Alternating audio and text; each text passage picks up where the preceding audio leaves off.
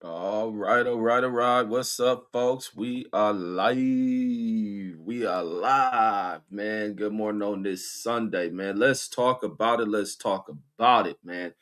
I want to get into this video that has been popping up on Instagram, and it involves a hood blogger. So you got a lot of these hood bloggers that have been kind of popular as people have popularized the filming of gang culture, people who are part of the gang world, people who are initiated in gangs, who are allowing people with video cameras to uh, film throughout the neighborhood to gain content. And the main purpose of some of the content that they go in here to record is to find young guys who are members of these gangs, to go out there and say disrespectful shit, to disrespect rival gangs, and then that creates further hype and further expansion of the content bloggers platforms, and where they'll grow, and then they go into the neighborhoods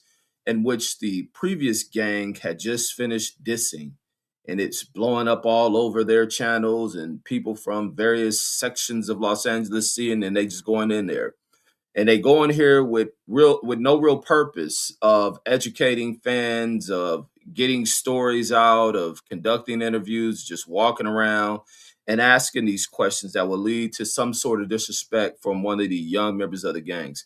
Well, a member of the pjwatts, which is out there in Watts, California. So let me present a map for those who are not familiar. They may think Watts, you hear this various cities out here in Los Angeles, and you may hear names and have no idea of where this place is located. Where is Watts? How far away is this from South Central, and this and this? And so Watts is a real significant section of Los Angeles, probably one of the most significant sections in all of the areas of Los Angeles. And there's is deeply rooted in the Black history of Los Angeles, and still rich in history. Outside of it being a real impoverished areas, where the location of several of the housing projects out there in Los Angeles areas, right here centered in this little small section of Watts. And Watts wasn't just designed for Black folks. Early on in Watts, whenever the Watts housing projects were created, they housed people of the various races, mainly whites and Blacks. Um, and there was a lot of you know factories around the area, so a lot of people, as they start migrating, coming from other various parts of this country, looking and seeking greater opportunities and coming here. Firestone Boulevard, you said Firestone Tires there. I think Goodyear was around this area and all that shit. All right, so let me zoom out so you can see some of the other various cities out here. When you hear people from Los Angeles talk, you follow gang content, you may hear people talk about, oh, we were in Watts. Watts being right here. This is all Los Angeles. Los Angeles Airport is here for reference. You have a city called Hawthorne, which you don't hear many people speak on that. You may hear people, find people going to do gang content over there in Hawthorne. You have Lawndale here, which is right here near Gardena. You have the beaches here, Manhattan Beach. You have Dockweiler Beach, which is one of my favorite beaches, where you find a lot of the Black folks that go there, because all the Blacks who live over in these areas, Compton, Watts, Inglewood, uh, uh, the west side of LA, east side of LA, they'll come here and go to this beach. This is a beach that's right here nearby, the 105, taking it all the way to its end, going down Imperial. You run into Dotwaller Beach, which is right off the airport. You watch the airplanes take off. But this is my favorite beach. Dotwaller, hands down, is my favorite beach. Plus, because I like playing. So you got the Gardenas here. You got Compton over here, right near Watts. As soon as you head a little bit, will that be south? When you're in Watts, you cross right over until there's another little city called Wilmington. But for the most part, everything just gets called LA. So you get this Willowbrook. So you have a Willowbrook area, which people don't really call it. You just either call it Compton or Watts. You Willowbrook, you cross right into Compton. You have Linwood. What other little small cities? You got Long Beach right over here. Let's see. You got Carson up in here. Carson.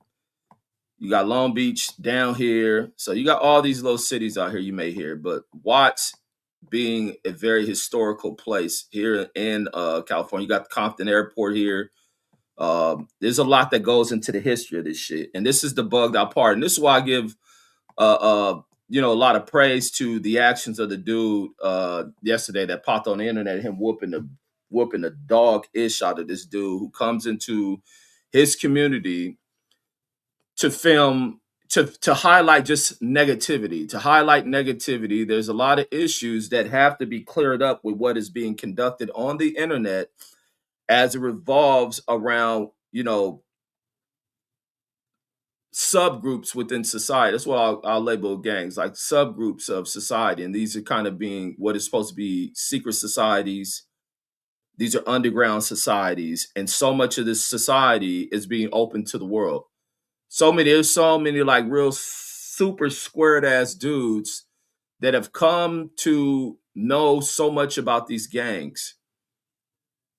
And that's not the way any of this is supposed to be. And along with so many civilians knowing so much about these gangs, so does law enforcement.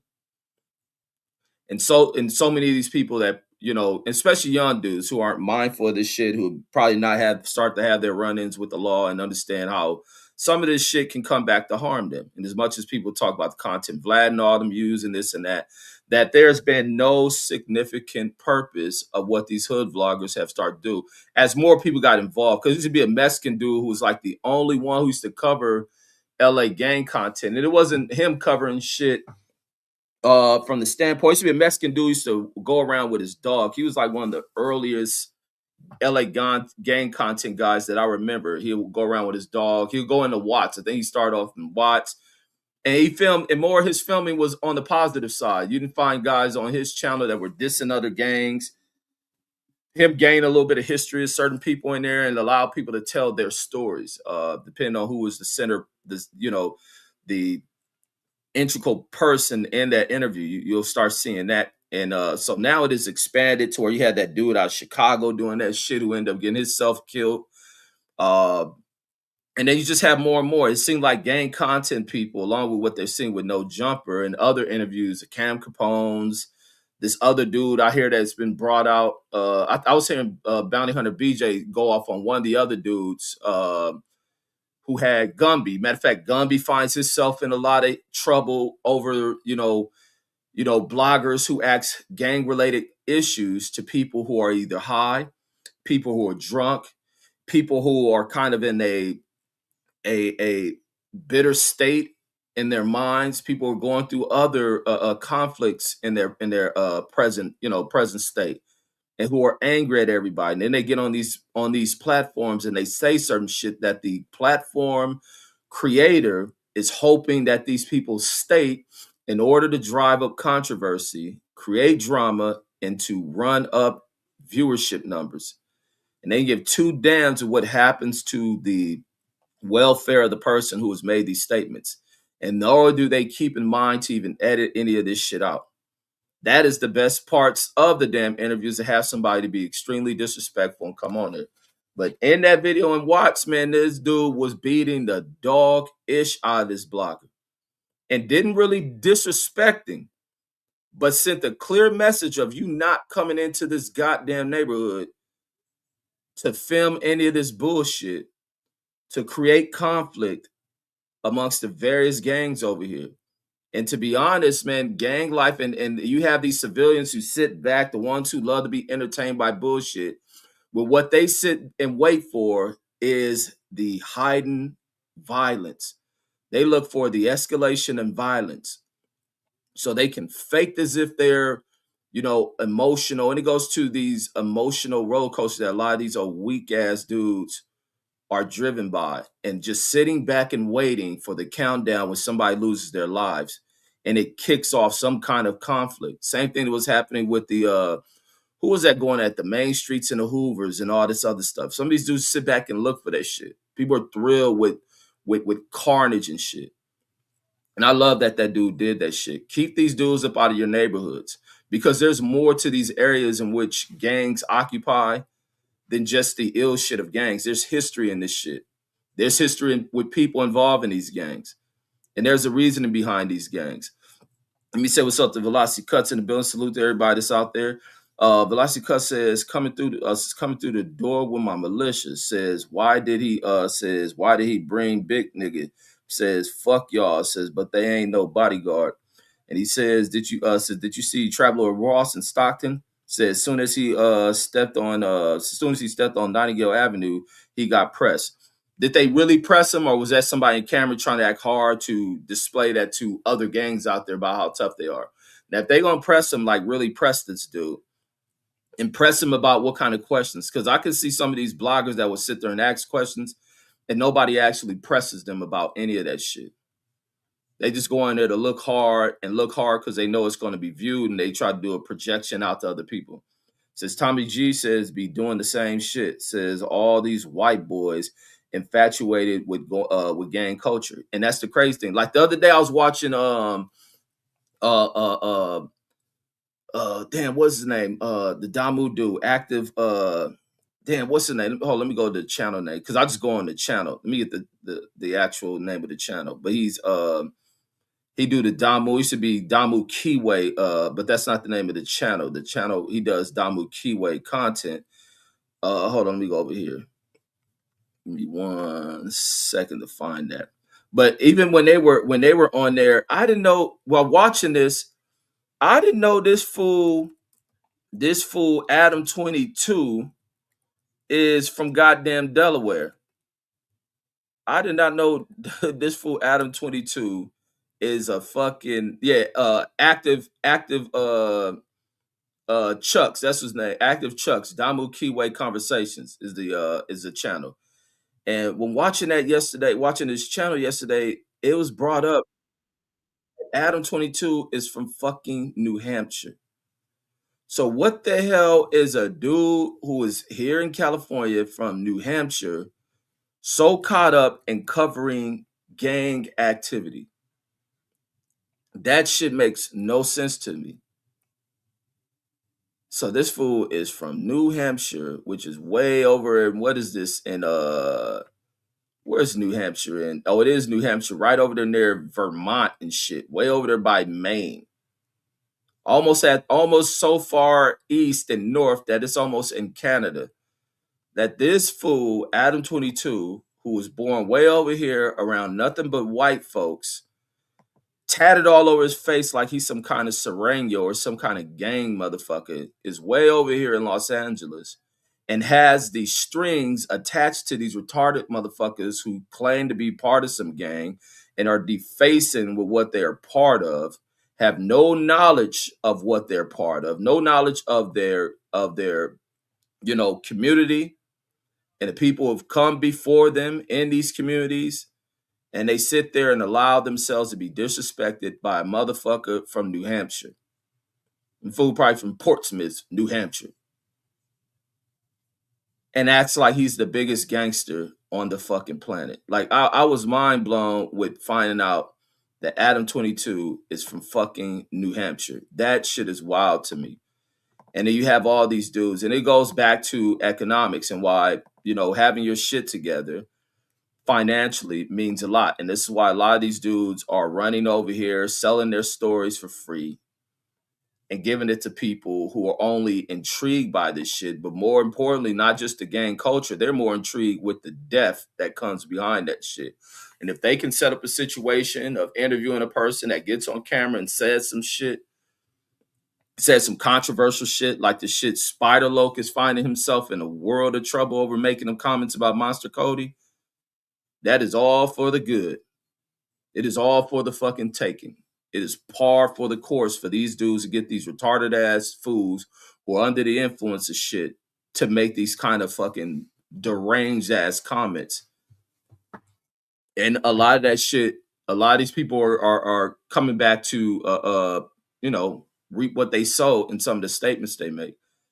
And it's like the internet for some people is wrong. The internet is great, but when you're a person that is under influence, you're not psychologically all the way there. There's another thing. This other thing what goes in with gang culture that other people don't address. So I was watching back on Fig. Salute to this dude. His name Four Lokes or something was on there. And he was on there. And that's the thing of what you got to have with a lot of the interviews with gang members. It ain't about how many bodies you got and all this other shit. Let's talk about the case you killed this fool. No, let's dive a little bit into these people and what has moved and what has shaped them. Not highlight who you done knocked out and all this other. You the baddest motherfucker on the planet, because you're not. Nobody is. And he was speaking about, some of his, some of the things he had to overcome in life, and making the mistakes, the foolishness of his youth, and then having to grow out of that after being sat down inside of a slave system, being the penitentiary, and growing out of that, starting to pick up books, starting to read, starting to learn this shit. But he spoke about how he was autistic. He was on the autistic scale. He was on this thing where he couldn't learn. He didn't know how to talk. Something about his tongue was detached, and him having to, learn how to rehab his speech and picking up words and speaking sentences. And as he was talking about why he's a huge fan of Jay-Z and shit, because through Jay-Z's lyrics is where he began to, recite Jay-Z raps and then learn how to talk again, but also coming across the fact that he was on the spectrum, and then being able to, build his brain to finally break out of that. And so I believe people can grow out of the autistic thing. And I think you just work the mind, exercise the mind, get a clear understanding of shit, you can grow out of that. He was even talking about with S-Mac, where he probably is an autistic on the spectrum. And there's a lot of dudes out there who are definitely on the spectrum who haven't been diagnosed, who family probably lacks the ability to go see doctors and see specialists and shit, or probably don't know where to go to find these resources. And their kids go undiagnosed and caught up in the street shit. So there's a lot of people out here with all type of mental conditions that affect them, that they know something is wrong, but they have no clear diagnosis of what is exact thing, a pinpoint that shit. And I like that he highlight that, because it's an issue with a lot of these dudes. Behavior, you see a lot of these dudes, even when they're on camera, you see some of this behavior exhibited in people who have some clear condition that has been undiagnosed. And I wouldn't be surprised, a lot of these dudes out there who just been released, loosed out in the streets, allowed to just follow people in the streets who have these conditions and don't have a clear understanding of why their brains are functioning the way they function. And then now you have them applying drugs into these issues that they fucking have. And then Bruce Gas in the building says, "What up?" Because a lot of the homies used to seeing that shit when we going through school with them before a lot of them dropped out. A lot of them were in them special classes and shit. A lot of them motherfuckers. And it wasn't because they was dumb, it's because they didn't apply themselves. A lot of them, another thing that was a growing condition in the community, or bullshit diagnosis from whoever give you the diagnosis, was the ADD shit. Because I remember going in the 90s. I was in the era where a lot of these kids start getting diagnosed. And the issue is that a lot of these kids growing up with single mothers who never sat these little ass dudes down. These dudes can bounce all over the fucking wall all day, and before, their entry into elementary school, and never been, taught how to control the youthfulness within them. And then they go to schools and they can't control that shit. They can't sit down for a second. They've never been disciplined on sitting down and remaining, respectful, and it's a time and place for shit, and they're just all over the place. And then you start having doctors that have come in and look at this situation especially through LA. I was seeing this shit and observing kids and this behavior of kids who are just all over the place, won't sit down, can't stay focused, attention span is like this. School is a new environment. They're not selling this shit, and then they get diagnosed with being attention deficit. And the only way to clear this attention deficit disorder, because now what comes with them making a diagnosis like this, is to medicate it.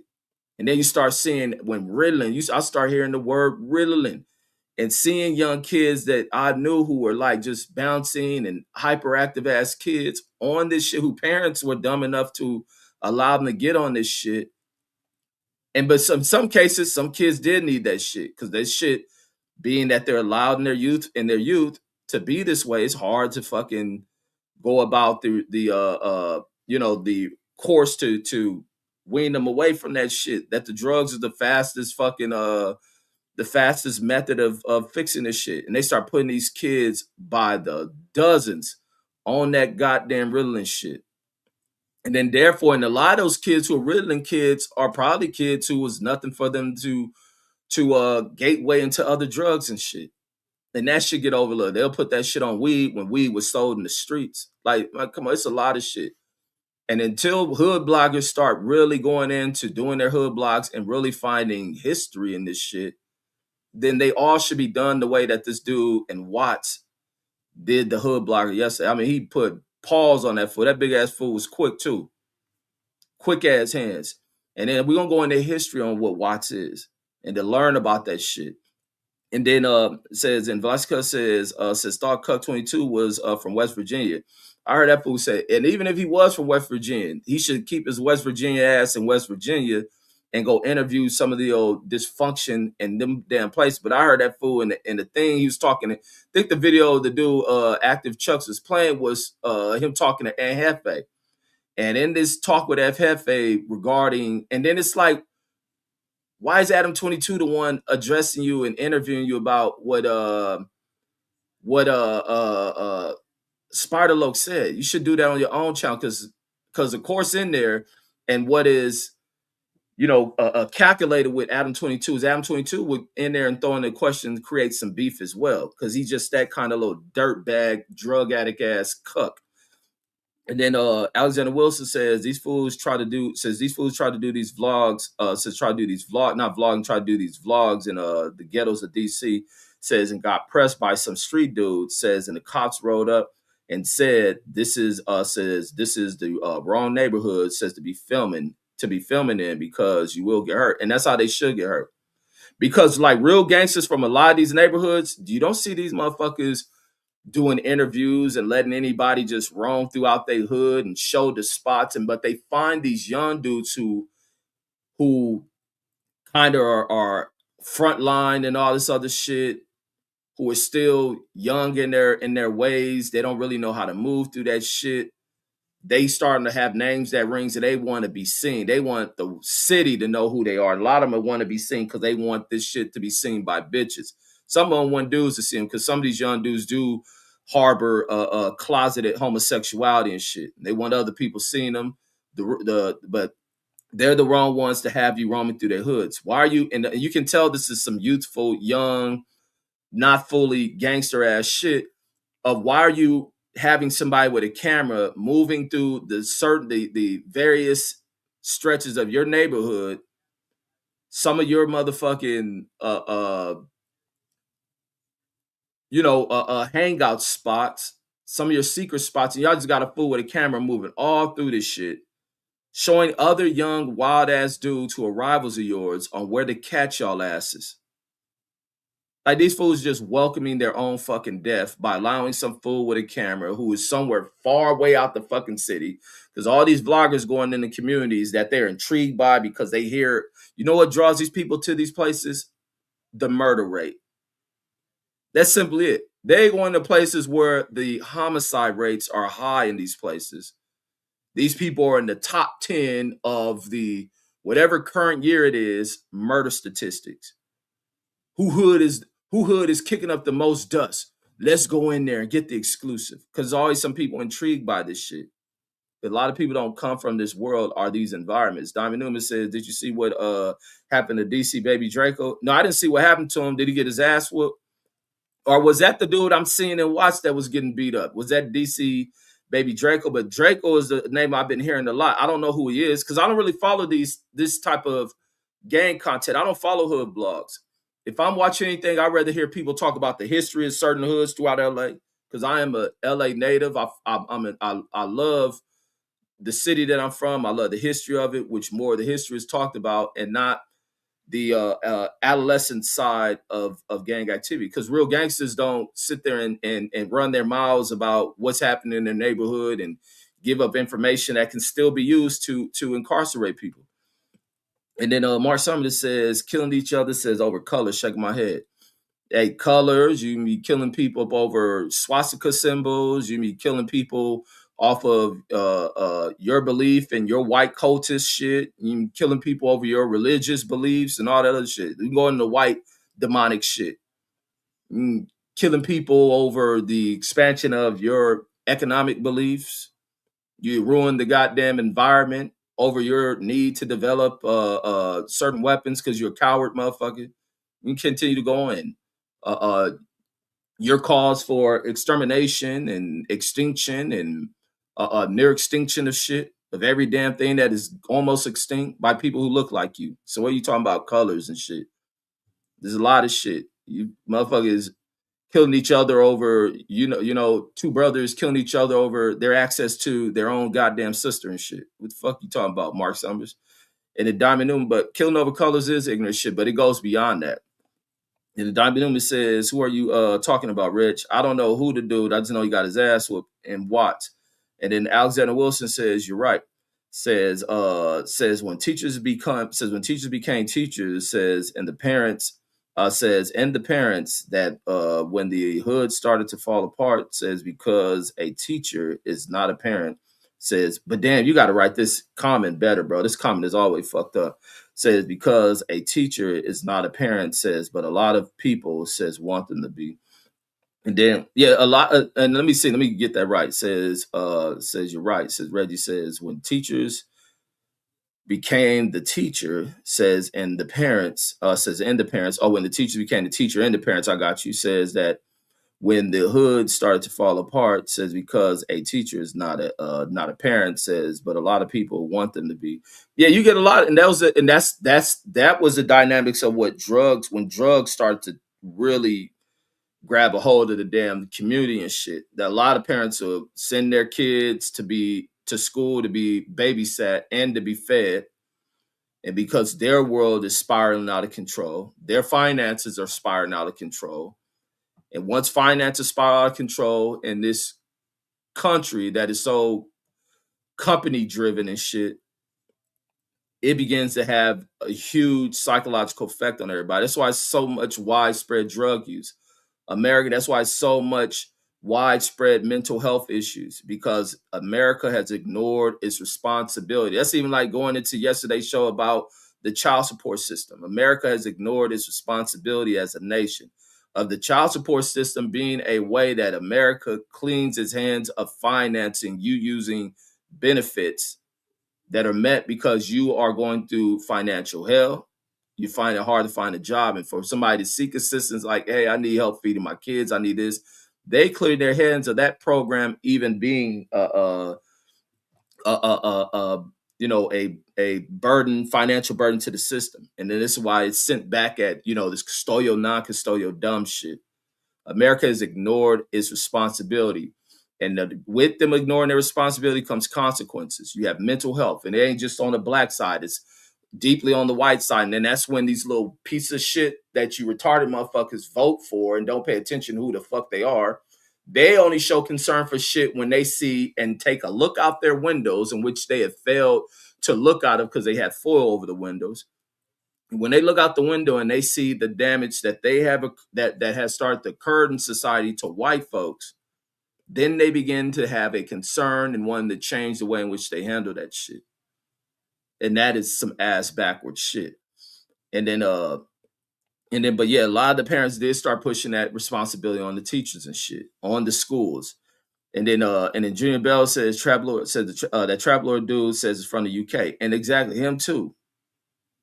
The fuck, he's so interested. There's all type of, he won't cover the underground shit in the UK. The UK got deep gang issues. They may not be doing drive-bys and all that shit, but they'll stab your ass up.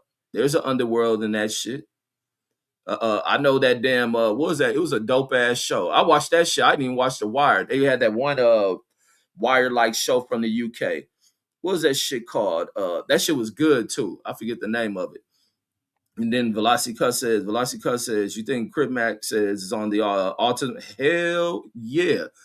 I wonder if Crip Mac has ever said that, but he's definitely on the spectrum. There's definitely something wrong. There's definitely some cognitive shit that goes on with that dude. And then you program. There's a lot of those Crip Mac dudes who fall in line with some gang activity, and you have people in there who will take advantage of them and make them do shit out of laughter. But Crip Mac has an understanding of how to operate with it within that system of being a gang member and shit. He fully about that shit, but it's definitely some shit off the spectrum with that dude. Diamond Newman said he's not an intellectual and shit. Diamond Newman says, and then there's certain things he missed in his upbringing, that his mother didn't provide for him and his father neither. There's no guidance with Crip Mac, only street level guidance with him. Diamond Newman says, who were you talking about? Says when you said he was on the autism spectrum, says that listen. Oh, it was a dude I was watching the back on Fig interview. He had a dude named Four Lokes, and he opened up about him being autistic, being on the spectrum, and overcoming that. And there's a lot of these dudes who are that, who are part of gang life and gang culture and shit, who act these ways. And then these hood vloggers want to interview people like that, and then expose all this shit, tell every damn thing, show these dudes everywhere.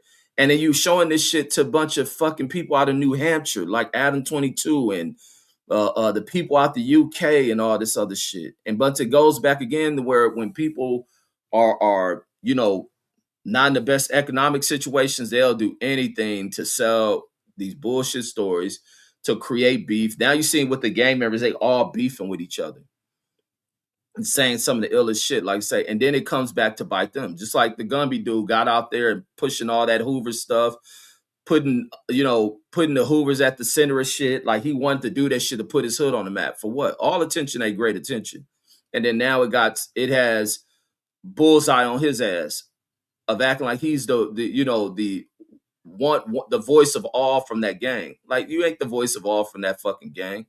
Like, but once again, it goes into his drug use, him getting a second chance at life, he was down there serving life in prison. And then he killed somebody reputable from the gang in prison, which he had every right to based on that dude's history. But then he getting out of here because he's spiraling out of control. He didn't walk out of prison with he walked out of prison as a millionaire. I think ain't it on record Gumby leaving prison after, they wrongly convicted him, and then he got because I remember back when he got out, they showed that shit where he was wrongly convicted. He ended up getting like some point million, some was it 3 point something $1 million settlement, and he's probably blown through all that shit, throwing parties in the hood, not knowing how to handle that money. Then here he's back out here and back using drugs, probably drinking, mind spiraling, not knowing how damaging that shit is. A lot of these dudes ain't clear. That's why I'm not with people wanting to see the harm in them. Probably should they get their ass whooped? I don't think whooping somebody's ass is always the right way. I think to talk to these motherfuckers, tell them where they wrong at. If they react wrong off of that shit, and they got some fucked up response to telling them that they're wrong or some shit, then maybe whoop they fucking ass.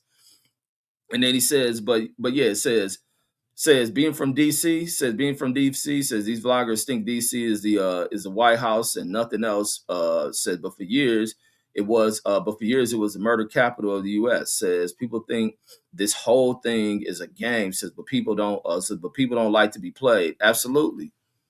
It's certain people that won't play that shit. It's certain people from even the neighborhood I know who don't get on here, don't talk that, who are really the true leaders of a lot of that shit. And from a lot of neighborhoods, they don't get on here to talk. And if they do talk, they're not talking ignorant shit, and they're not talking into what some of these hood vloggers want to ask. That's why they don't go on hood vlogger channels.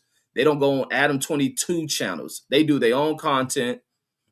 They cover things from a different perspective. And then some of them I see when they react to some shit, it's more of correcting people on some of the dumb shit they get out here on state. They run their mouths too quick on shit. That some things ain't meant for the internet, like they say. Because then you get these nerd motherfuckers who cover LA gun content, and then they act as if they know who these people are, what has really occurred and happened and shit. And the CJ in the building salute, he says 1090J too. Says that white boy says who exposes people's paperwork. Yeah, even his white ass. He grows being part of a black gang culture and all this other shit. And all of his content, like I like when he used to cover like news stories, but now he's going into who snitching, who ratting, doing all this other shit. That ain't meant for the internet neither. Who ratted, who snitching, these people pulling paperwork, don't even know what the fuck they reading. Like that's the most bugged out shit. And then now you create this situation where you may get people, because these are supposed to be transcripts, right? From a court trial or whatever, or investigations, that they may be deliberately throwing names and people who they couldn't get convictions on, have their name in paperwork that some illiterate, retarded motherfucker who just learned to read some shit, see a name in it, and boom, immediately trying to label this person a snitch. It could have been this person had been seen while the fucking police is doing surveillance on some shit. They surveilled this motherfucker, saw him. doesn't mean nobody ratting all that shit. And because we got so much twists and turns in the way in which these people are handling investigations, putting shit in their reports that dumb motherfuckers see shit. I would like to see some of this paperwork shit being I ain't as literate as these motherfuckers and can look at it from a standpoint of being like, this shit doesn't show no motherfucker was ratting or snitching. All this shit about people can't take the stand. That's why a lot of these motherfuckers sitting incarcerated, serving unnecessary time because they are told by this bullshit ass fucking what do they call that shit, codes that these dumbasses live in, that they have to sit in what they deem is a white man system, locked away, crying their lives out, stressing, dying internally, suffering because they sitting in the motherfucking court cases. They listen to this dumbass rule of not taking a stand to testify in your own case. And your testimony may not even include you having to tell on nobody. It's you defending your fucking self.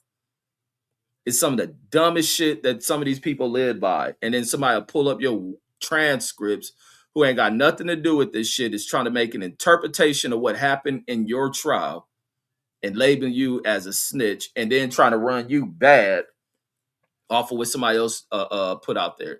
I would love to see these people sit there and read a transcript, and you'll really see that a lot of these people are illiterate. They can't even read the shit that's presented in front of them, and they just look for a name. Like, these people are disgusting with the shit they do. And then Velocity Cuss found out Busy Bones was kidnapped at age 4 by his mom's ex-boyfriend, says, and held captive for 2 years. Shaking my head, says a lot of trauma as a kid. Yeah, and a lot of these people put in position in these fucked up positions by their little piece of shit ass parents. And there's a lot of the women who are putting their kids in these positions, fucking with any old dude, letting any old motherfucker watch their kids. Like, it's a lot of shit, and there's a lot of shit got to change at a legislative level with shit. Like, that shit is not cool. And then you having so much of this breakdown in the word. A person, imagine you being a single parent and having kids and trying to get out here in the work world. And now you got this child. Who do you have to watch this child? That's why people got to be mindful of when they have kids. You have to be, and it's a lot of the most unemployed motherfuckers out here knocking up everything because bitches is on you, but you just recklessly fucking. And then you putting these bitches in fucked up dynamic. Because I can't put a lot of this shit ain't on these women neither. A lot of this shit is on these dudes who lie. They fucking what is the word? They're charismatic with a lot of these chicks. They woo these chicks. They fool these chicks. And their whole intention is just to get on top of these broads, bust a nut, and then vanish from their fucking world.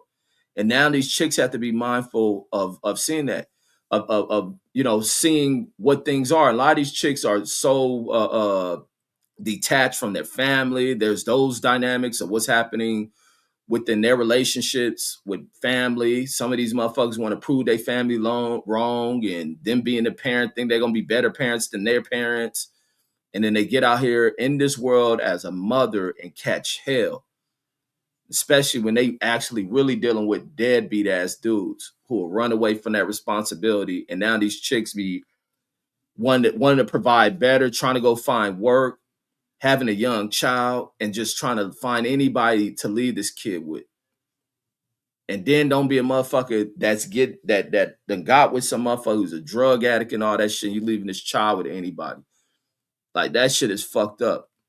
That shit is fucked up. And the fact that you see the damage of that shit to the Busy Bone cat.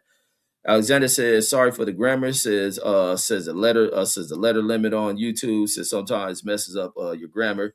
I give you like 300 words to work with. Mark Summers says, you're mad at Adam 22, says, what about all the people, says, who are watching him, says, and making him rich? Man, you hear me say all that shit, you pay attention, stop being a little ignorant ass, little suburbanite ass, dumbass kid that you are. You hear me speak about all that shit, not just Adam 22, the people supportive of watching some of the content, but more importantly, the people go in there and give Adam 22 the content, who he's interviewed and addressing with questions. These people not knowing how to cipher through questions that are asked. And it shows with where these fools are so short up here and putting themselves in situations and wanting to be seen. A lot of these people chase fame off of this shit. And just like their addiction to other drugs, alcohol, and shit, the addiction to want to be famous is another thing. That's what has also caught these fools, and law enforcement knows that shit. That a lot of these people are addicted to the fame, street fame, and will tell stories that have been unsolved and that are still under the statutes, that they will go after these stupid ass motherfuckers from a stupid ass chump asking them a question that incriminates them and shit. Or even if they wanted to tell stories of learning how to change things in the story that doesn't lead to where law enforcement goes after that shit.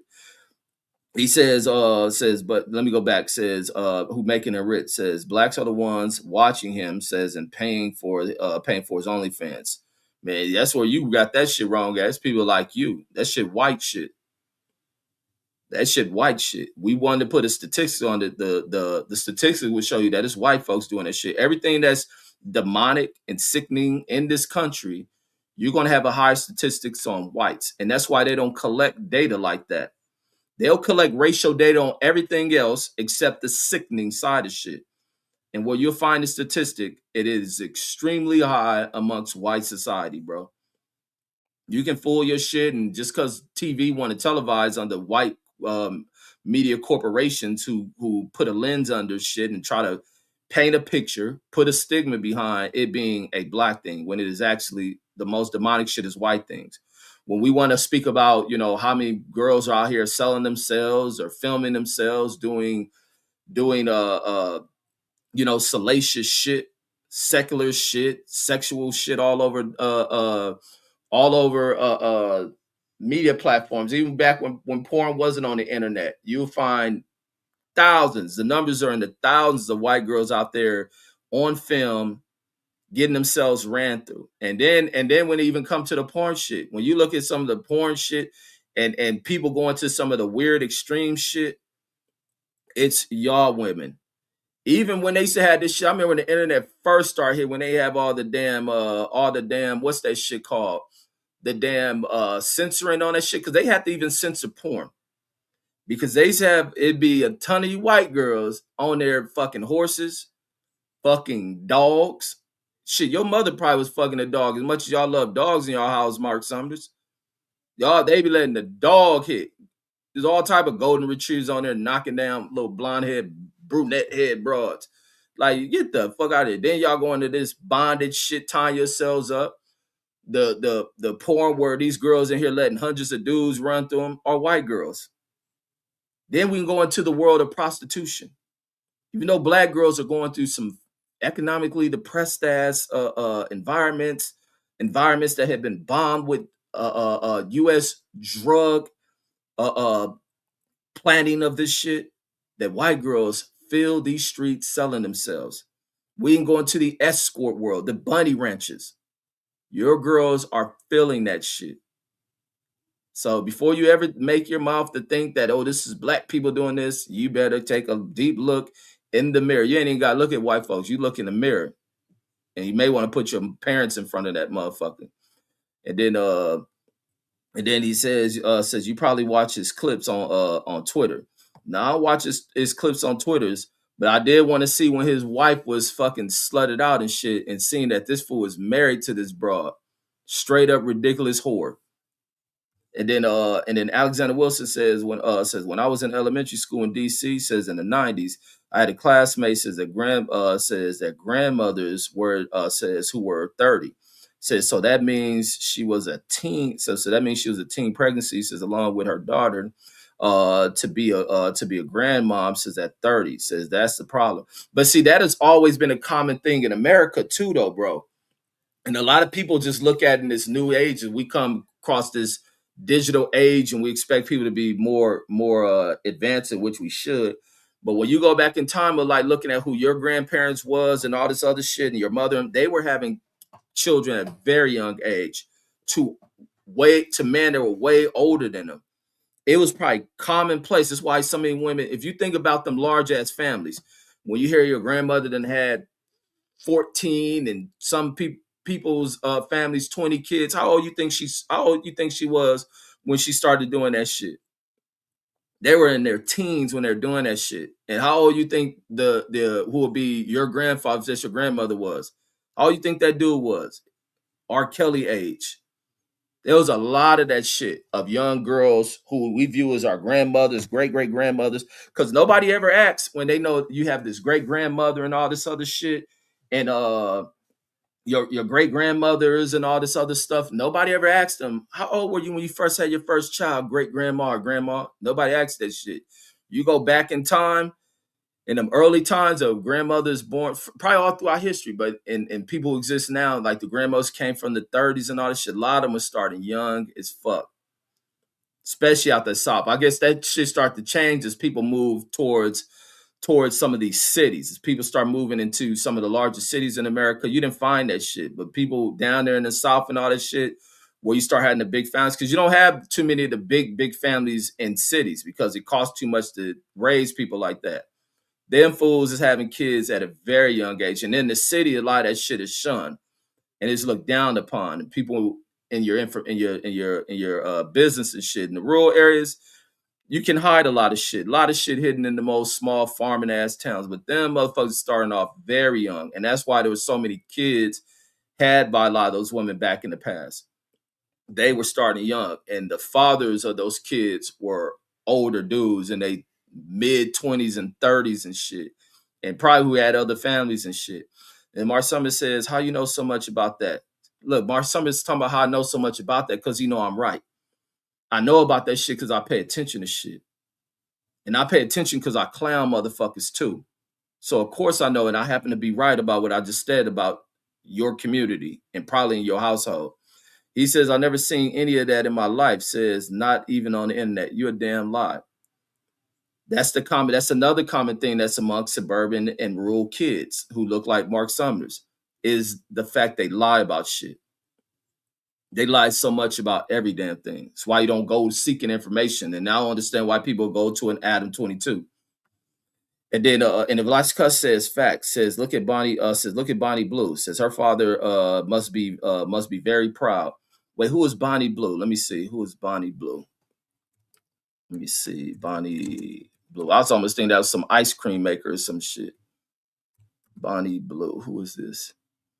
Bonnie Blue is an actress. Only fell Bonnie Blue says found herself in trouble. And wait, what happened with her? Oh, so this is a new age chick. Oh, she had sex with 1,000 with 1,057 men in a single day. Damn. Oh yeah, this looked like a common bit. See, this is the common face of a whore. Let me show this shit. Oh, damn, I can't even show her on here. Is she getting slutted out on this mug? Let me go to this picture then. She's such a disgusting fucking whore, but she's common to what Mark Summers has grew up seeing. These are chicks he goes seeking. They look just like this whore. So this whore has been ran through in a single day by 1,057 dudes. Straight up skeezer. And that's the common look. When I see bras like that, I'd be like, oh shit, easy fuck. When I look at the bras I see in Trump's administration and White House and balls that he had when he had these little parties and shit, all I see is little easy to lay hoes. But the fact that they be like, oh no, not right now, Reggie looking ass dudes. They in a room full of trick ass dudes who spending hundreds of thousands and millions to little blonde hair bras that would do super bang outs. And that is the look of the women in Mark Summers' community, who black dudes like me can just run through, skis all over their face, and Mark Summers have to get on one knee, pray, speak to her how he'll give her the world in order to put a ring on her finger and wait to marriage to even get him a little taste of her.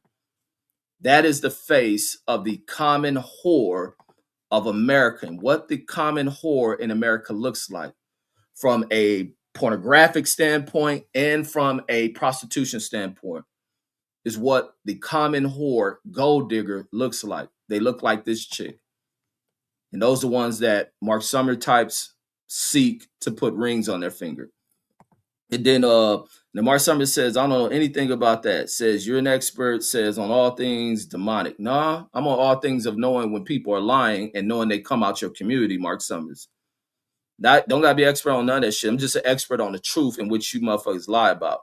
And he says he don't think so. No, that is very much true, Mark Summers. It's why you keep coming over here. It hurts you and it pains you when you hear me say this shit, but you come over here because you get another side of what the truth is. Kitty Porter's right hand in the building. Salute, says salute to the chat. Philip A says, shaking my head, damn, Reg. Man, Philip H, I'll just be speaking the truth to these dudes. You know, and I got to speak the truth to suburban folks all the damn time. The only thing I like is to have, educated shit. But let me go on to what Watts is instead of going to Watts for Hood vlogs to get understanding what Watts is. Watts is a neighborhood in southern Los Angeles, California. It is in South Central. It has a deep history of Black people's footprint inside of Los Angeles, and even being a hub for a lot of Latinos moving in there as well.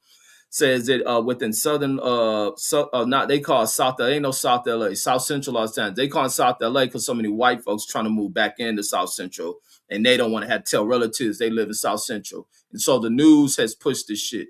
This shit is South Central. Not no South LA. Fuck what they talk about. That shit don't stick with nobody. South Central LA. Anytime you see South LA, it's South Central LA. Says bordering the cities of Linwood, Huntington Park, and Southgate to the east, says, and southeast, says respectively, and the unincorporated community of Willowbrook, which is that little small part. And you see a lot of this shit called unincorporated Los Angeles and all that other shit. And unincorporated, let's see what that means. Let me pull this down. So even like when you had Long Beach, you had this unincorporated area called like Signal Hill and all that shit. Says unincorporated area, says a parcel of land, says that it's not governed by says by a local general purpose municipal corporation. Says they may be governed or serviced by an encompassing unit or another branch of the state. Says there are many unincorporated communities and areas in the United States, and LA has a lot of them.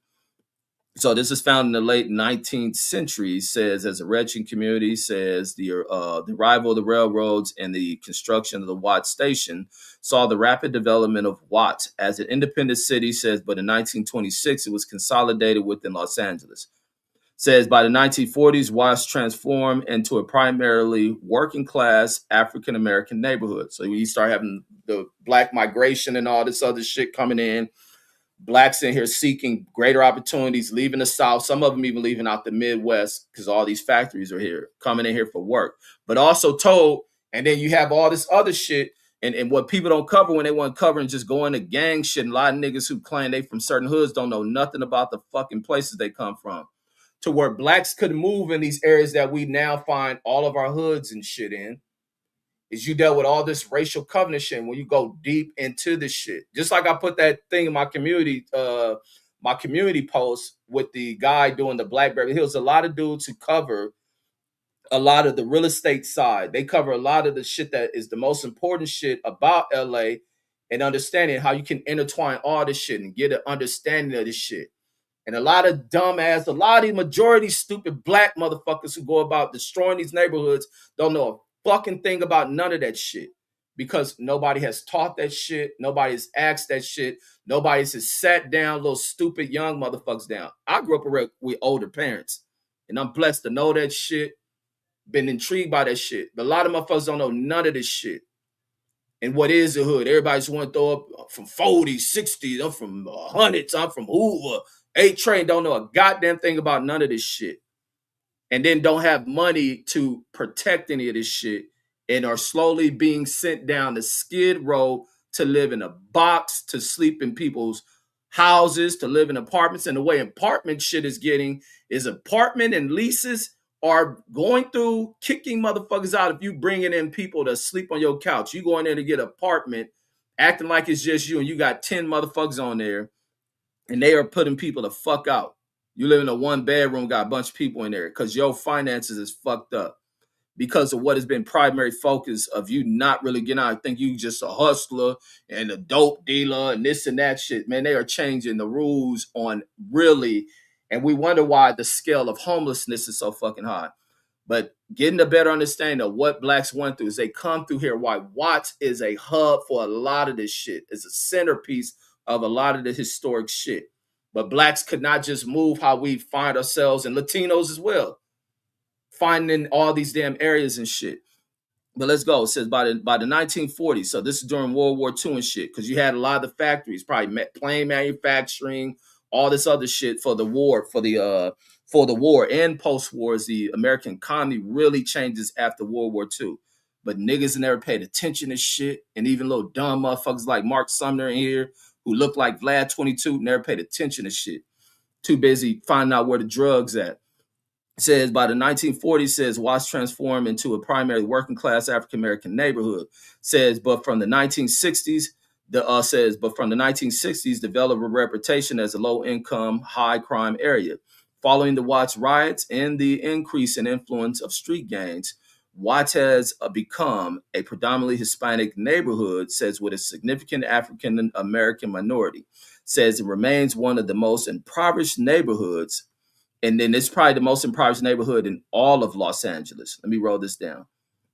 It says it remains one of the most impoverished neighborhoods in Los Angeles despite falling crime rates since the 1990s. And even without crime, it can be zero crime in all of Watts. It is still going to be in impoverished areas.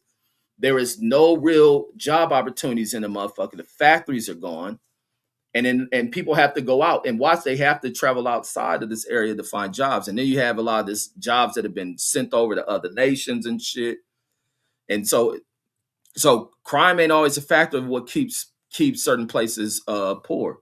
And says no, but like you look in Beverly Hills and all Hollywood, ain't no manufacturing there, but they in there with all these offices doing a bunch of servicing type work and shit, processing and accounting and all that other shit. The fuck out of here with that shit. I think nothing of Beverly Hills, none of these high income ass areas. They're bums to me. Their work is lazy. It just goes into this manipulation and fixing of the cash flow system of America. So here we go. It says notable civic activities by residents in Watts includes Toys for Watts, toy drive, says Watts Christmas parade, and the Watts Summer Games, says athletic tournaments, says as well as local theaters and dance companies, says in an effort to improve the neighborhood. Let me go into some of this other shit. I wonder if they're gonna talk about notable people out of Watts. I used to remember Molly Bell and all that other shit. Molly Bell used to be a real big activist out of there. So Foundy says the area is known. Says the area now known as Watts says the situate was or not is situated. Oh, says it's situated on the 1843 Rancho lot. How you say that? Tajahata. How you say that? I can't pronounce the Spanish word. Mexican land grant. Says as on all ranchos, says the principal vacation at the time, or the principal vocation at the time was grazing and beef production. Says there were household settlers in the area as early as 1882. So this is post-war, post-Civil War. Says in 1904. So that deals with the expansion of whites leaving out of the South, being there poor as fuck now, and now trying to find new opportunities and new economic opportunities. Now they can't own motherfuckers anymore. How about own more cattle? It says in 1904, says the population was counted as 65 people. Damn, only 65 people. So within that'd be like within 30 something years, 60 years, it'll probably grow to 100. Says a year later, says it was 1600. Says C.V. Barton of Long Beach says was noted as one of the founders of Watts. Says the name in 1904 says, okay, let's see where he gets his name. In 1904, says reported that Watts was named after Pasadena businessman Charles H. Watts, says who was found dead by suicide in St. Elmo's Hotel in Los Angeles on August 23rd, says of that year. So 1904, this fool blew his brains off. Let's see, maybe lost his wealth in the market or something. Says the Los Angeles Times said Watts says at one time conducted a livery stable, says on the North Main Street, says, and another at Pasadena, and was a man of considerable means, meaning wealth and shit, or resources and shit. Says Watts Station on the Salt Lake Road, says is named after the deceased and is located on the property which he once owned. Says Los Angeles Evening Express said amongst other properties he owned, says among other property he owned a ranch south of the city through which the Salt Lake Railroad passes. On the station of Watts is named for him. Says in 1919, Watts Mayor Z.A. Towns said that the settlement was named after a widow, says, who lived on 10 acres, which was later occupied by Pacific Electric powerhouse. And that's a company that no longer exists and shit. Says she later moved to Arlington, California, Town said. So it's named after some business dude. So let me continue on. This is some historic shit. Let me go into demographics ain't that important and shit. The racial population has definitely shifted. 61% now is Latino, 37% is black. So as blacks have shifted out of it. And back in the day, it was like Watts is never and that's what I've heard from black people. You never wanted to where, when you're moving in housing projects to where it was a thing. It was a housing project was meant for you to come in there, get low income housing, get yourself ahead, work, and then you try to move your family out of there. You save up some money. You have assistance coming in from wherever the money came from state or city government. You may live there for a year. You're working. And it's mainly one income, being fathers get out there and work, able to earn enough income, put a down payment on the house, and you move your family up out of there. But I forget where they say where this thing became a generational thing, to where people began to have this is where they're never getting out of here. And some people have accepted life as being project, low income, type people. And you have had generations of people that have lived in there, and now you have this expansion through huge swaths of immigration coming in here and displacing the black families. And this is where you get this divide where older generations have an issue with immigrants and shit, them being displaced by this new arriving group, by government officials and shit. Says population. Oh, sorry. Here we go. Population was estimated at 41, says at 41,000 in 2008. Says the median age was 21. So it's very young population in Watts too. Says making Watts the Los Angeles neighborhood with the youngest population. Says the percentage of residents says age birth to 18 says were among the county's highest. And that's why Watts is so fucking active. That's why Watts is so active, because this young, youthful ass population, and it is bad when it's a impoverished, it's a poor population. Is what makes it so bad with shit. Hispanics made up 61% of the population, blacks 37%, non-Hispanic whites were a half of a percent, Asians were what is that, 1/5 of a percent says, and others is half. Mexico and El Salvador were the most common places of birth for 34% of the residents, says, who were born abroad. And it's funny when you look at Mexicans and El Salvadorians, is historically a lot they beef with each other, and a lot of them beef with each other, and their issues with one another is stupid as hell too. Says an average percentage of foreign births, says, when compared with the city, says with the city or the county as a whole. The median says 25,000 is median household income, which is way below the national poverty line, says, and that's 2008 dollars. It probably ain't that much higher in 2025 dollars. Says 25,000. It could be even lower now in 2025 dollars. Shit.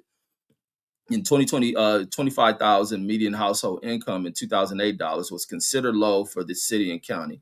Says the percentage of households earning 20,000 or less was high compared to the county at large. Says the average household size of 4 people was high for the city. And that's young people having babies, living in these, 1-bedroom dwellings, 2-bedroom dwellings. Says renters occupy 67% of the housing units, and homeowners have occupied the rest. So it's more renters than there is actual owners of shit. In 2000, says there were 739 military veterans, or 3.6 of the population, says low when compared to the rest of the city. Because you got a lot of people say fuck serving this country, so you don't get them fools join that shit. I can see that. Let me see education. And look at a picture of Watts. It is white folks.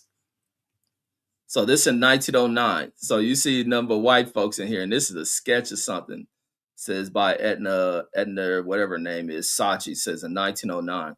And a lot of people, here go that Watts, the train station, this is the Watts Tower.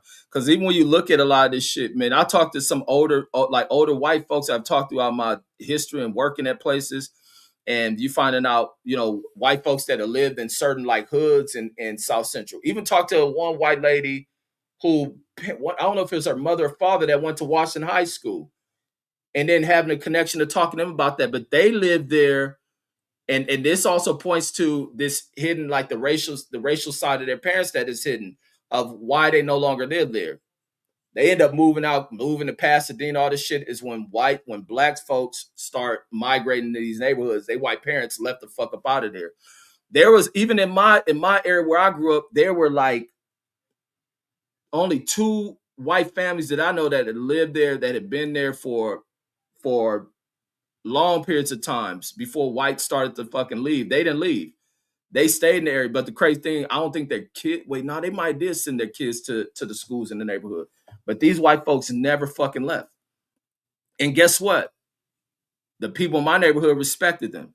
Even this on the other street behind me, where there's a white dude lived there. And even when this dude got extremely old, I think his wife keep. I think he outlived his wife.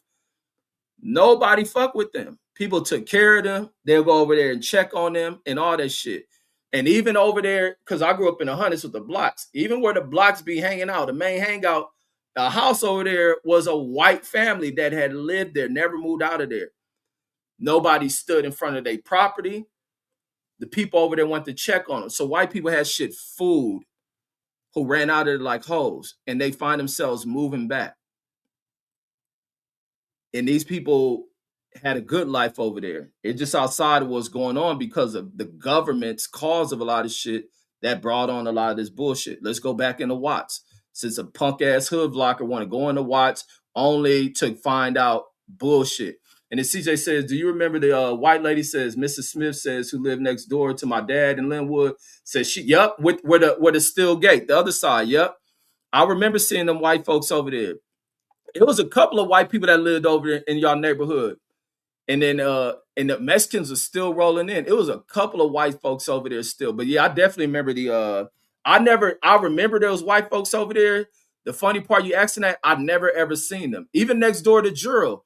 Even next door to Juro on it, where she got the brick wall, not where Gerson or Mr. Henry lived, but the other side where Juro, that brick wall, it used to be a white family over there for the longest. But then it's funny because Jordan was like the only black family over there for the longest. But it was everybody over there is like Mexican. It was that one white family that lived right next door to Juro. And they were blind. I think Jordan used to look out for them and shit. Like black folks ain't with that bullshit. And then, but yeah, in the neighborhood, yeah, I remember y'all. But y'all neighbor, the white lady next door, I'd never ever seen them though. I just knew they lived over there. I'd never ever seen them in all them years we used to go over there. I'd never ever seen them. And then, so here's the education says. So this is when Watts was white, and it just shows how disgusting our politicians can be. Because once the whites start to flee these areas, all of a sudden now the schools ain't got resources. You start to destroy the schools, destroy the education. Like, man, that shit is foul as fuck. And the most eye-opening shit to me is when we went to Evanston and going to Evanston Township, of how disgusting the funding for education is in this country. And it's foul as fuck. But you can still gain an education if you sat your ass down and paid attention.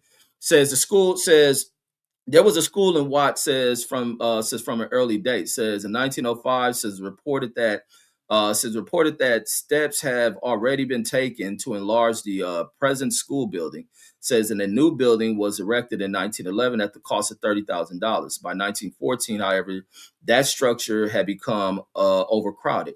Says, an additional desks were installed everywhere. Says, in the library, says, in the halls and the auditorium. Damn, it was that many people moving in there. White families. And keep in mind, this is probably zero black folks. See, they ain't put a dynamic on the racial makeup. So they start having overcrowding there. When they had overcrowding in here, they didn't go to some track system. Let's go into A, B, and C track. No, let's pour the money into it. We cannot have these young white kids sitting in libraries and hallways and auditorium trying to get an education. We need to build. Says there were 630 pupils and 18 teachers. Says while work was underway on the new school, the contractors says abscond with some of the money, says, and his bondsman says, and his bondman was compelled to finish the job. Says older students attended the Randall Union High School. Says later, Watts was part of the the Compton School District. Says, but in January 1914, says a mass meeting was held in Watts to make plans to succeed from Compton. Says and build a new high school. And says in Watts, and it's probably Jordan, I'm pretty sure. It says to build a new high school in Watts at a cost of $100,000. So this is in 1914. So they poured money into that school. I couldn't imagine what $100,000 in 1914 dollars is today. That shit got to be like 20 million. No, it probably got to be way more than that. Says later the same month, says Watts boosters made the same statement at a meeting with the Compton backers in that city. By 1925, Watts voters had approved $170,000 in bonds for a new high school. Says in the town was served by 4 public grammar schools and 1 Catholic school. Says there were seven grade schools. Just 2.9% of Watts residents age 25 and older had earned a 4-year degree, according to the 2000 census, which is considered a low figure for both the city and county, the country. Says the percentage of those residents with less than a high school diploma was high in comparison with the county at large. And that's because there's factors that pour in. There ain't no opportunities. People don't see any pathway into other shit. The fact that drugs had consumed it, because once the riots happened, man, they made sure they were going to fuck over this damn population of the city. Because the Watts riots, and that's what's significant with the Watts riots. The Watts riots caused so much fear amongst whites. Let me go and find in that. Let's find that shit. And that's what that hood vlogger could have been covering, the history of that shit, rather than want to go in somebody's hood and talk about they beef and they beef with the Nixon Gardens and all that other shit. Is what these fools be wanting to go in there for. So here goes significant people. You're gonna probably find them but rappers and shit. So a singer. Oh, what's her name from here? They gotta have Flojo in here. So you got a singer in there. Here's a poet. Don Cherry. Let's see. So probably a lot of older historic people. They put Dre on here. Dre, I guess they interchangeably call Watts and Compton the same thing, I guess. Who is this? Sean Fatano, that's an actor. Nipsey, man, whoever wrote this shit is putting the wrong people in. But I guess Nipsey was doing some shit in Watts. I think he was going to some like after school program in Watts. So that's probably why you're on there. Tyrese is actually from Watts. Flojo, the Olympic record holder, female 100 meter, 200 meter record holder and shit. That record probably ain't gonna never ever be broken. Let me see if they gotta have Molly Bell on here. Let me see. Etta James. Etta James is from Watts. Or maybe she ended up moving to Watts. Let's see. Maybe she moved to Watts because Watts was something different than what it is today. So here's some professional boxer. Let's see. Walter Mosley. I heard of this person. I don't know who he is. I heard that name before. Let's see. J Rock. Sylvester. Oh, that's that drag queen fool. And let's see. Seaberg. I heard of this dude before. So Watts has a black chemist out of there. Black chemist out there. Juju. Is Juju from Watts? I know I heard she from LA, so she from Watts. There's a lot of success can come up out of these areas. Barry White ain't Barry White from LA, or maybe he was born in Watts, so that could be a thing. Let's say Watts is a hub for a lot of black folks. And then Silver came from out of Watts. Oh, I didn't know that shit. They didn't put War on here. It was members of Wars, and they missing a lot of names. I think what's the man? It's an all time great group. What's that? What's that dude with the twins in that shit? The Whispers. I think the Whispers from Watts and shit. Yeah, they didn't put the Whispers on this shit. Yeah, but they don't like they gonna have everybody on here. But let me go into the Watts riots, man. Because even when you go on this fucking South Central, homie, you can get all this shit. Even this shit. Let me go into my YouTube, the community posts. Like, this is real hood shit. This is real LA shit. This dude covering. It's this one on called Black Beverly Hills, where the guy was covering the Black Beverly Hills topic. Let me go to this shit and the channel. Give credit to channels and shit. Where's this fool at? Let me see. Yeah, Black Beverly Hills. And this fool's channel is called Living. Oh, let me get past this commercial. It's called Living in Coastal LA. It says why everyone calls this Black Beverly Hills. He covering View Park, Ladera area, uh, uh, and gives history, breaks down history. There's another dude who does actual LA history who covers all this shit. Even when you look back at where Pepperdine University, that little white university, the history of that shit being in South Central, and even Crenshaw. I think the Crenshaw Christian Center, I think, is on the land of that big ass church that's out there. It's on the land of the former campus of it's on the former campus of Palace. No, what is that university called? uh Pacific Palisades University or whatever. Pepperdine, sorry, it's Pepperdine. It's on the campus of Pepperdine University. So this is the channel here. So living in Long Beach, California, coastal, and this dude covers this shit from from a black standpoint and gives history. Even they got these people who give history about Venice Beach and all that shit. Uh, Let me go in this dude. It's a dude who do South Central history. Let me see. South Central history. And this dude covered, matter of fact, this dude covered a cold piece on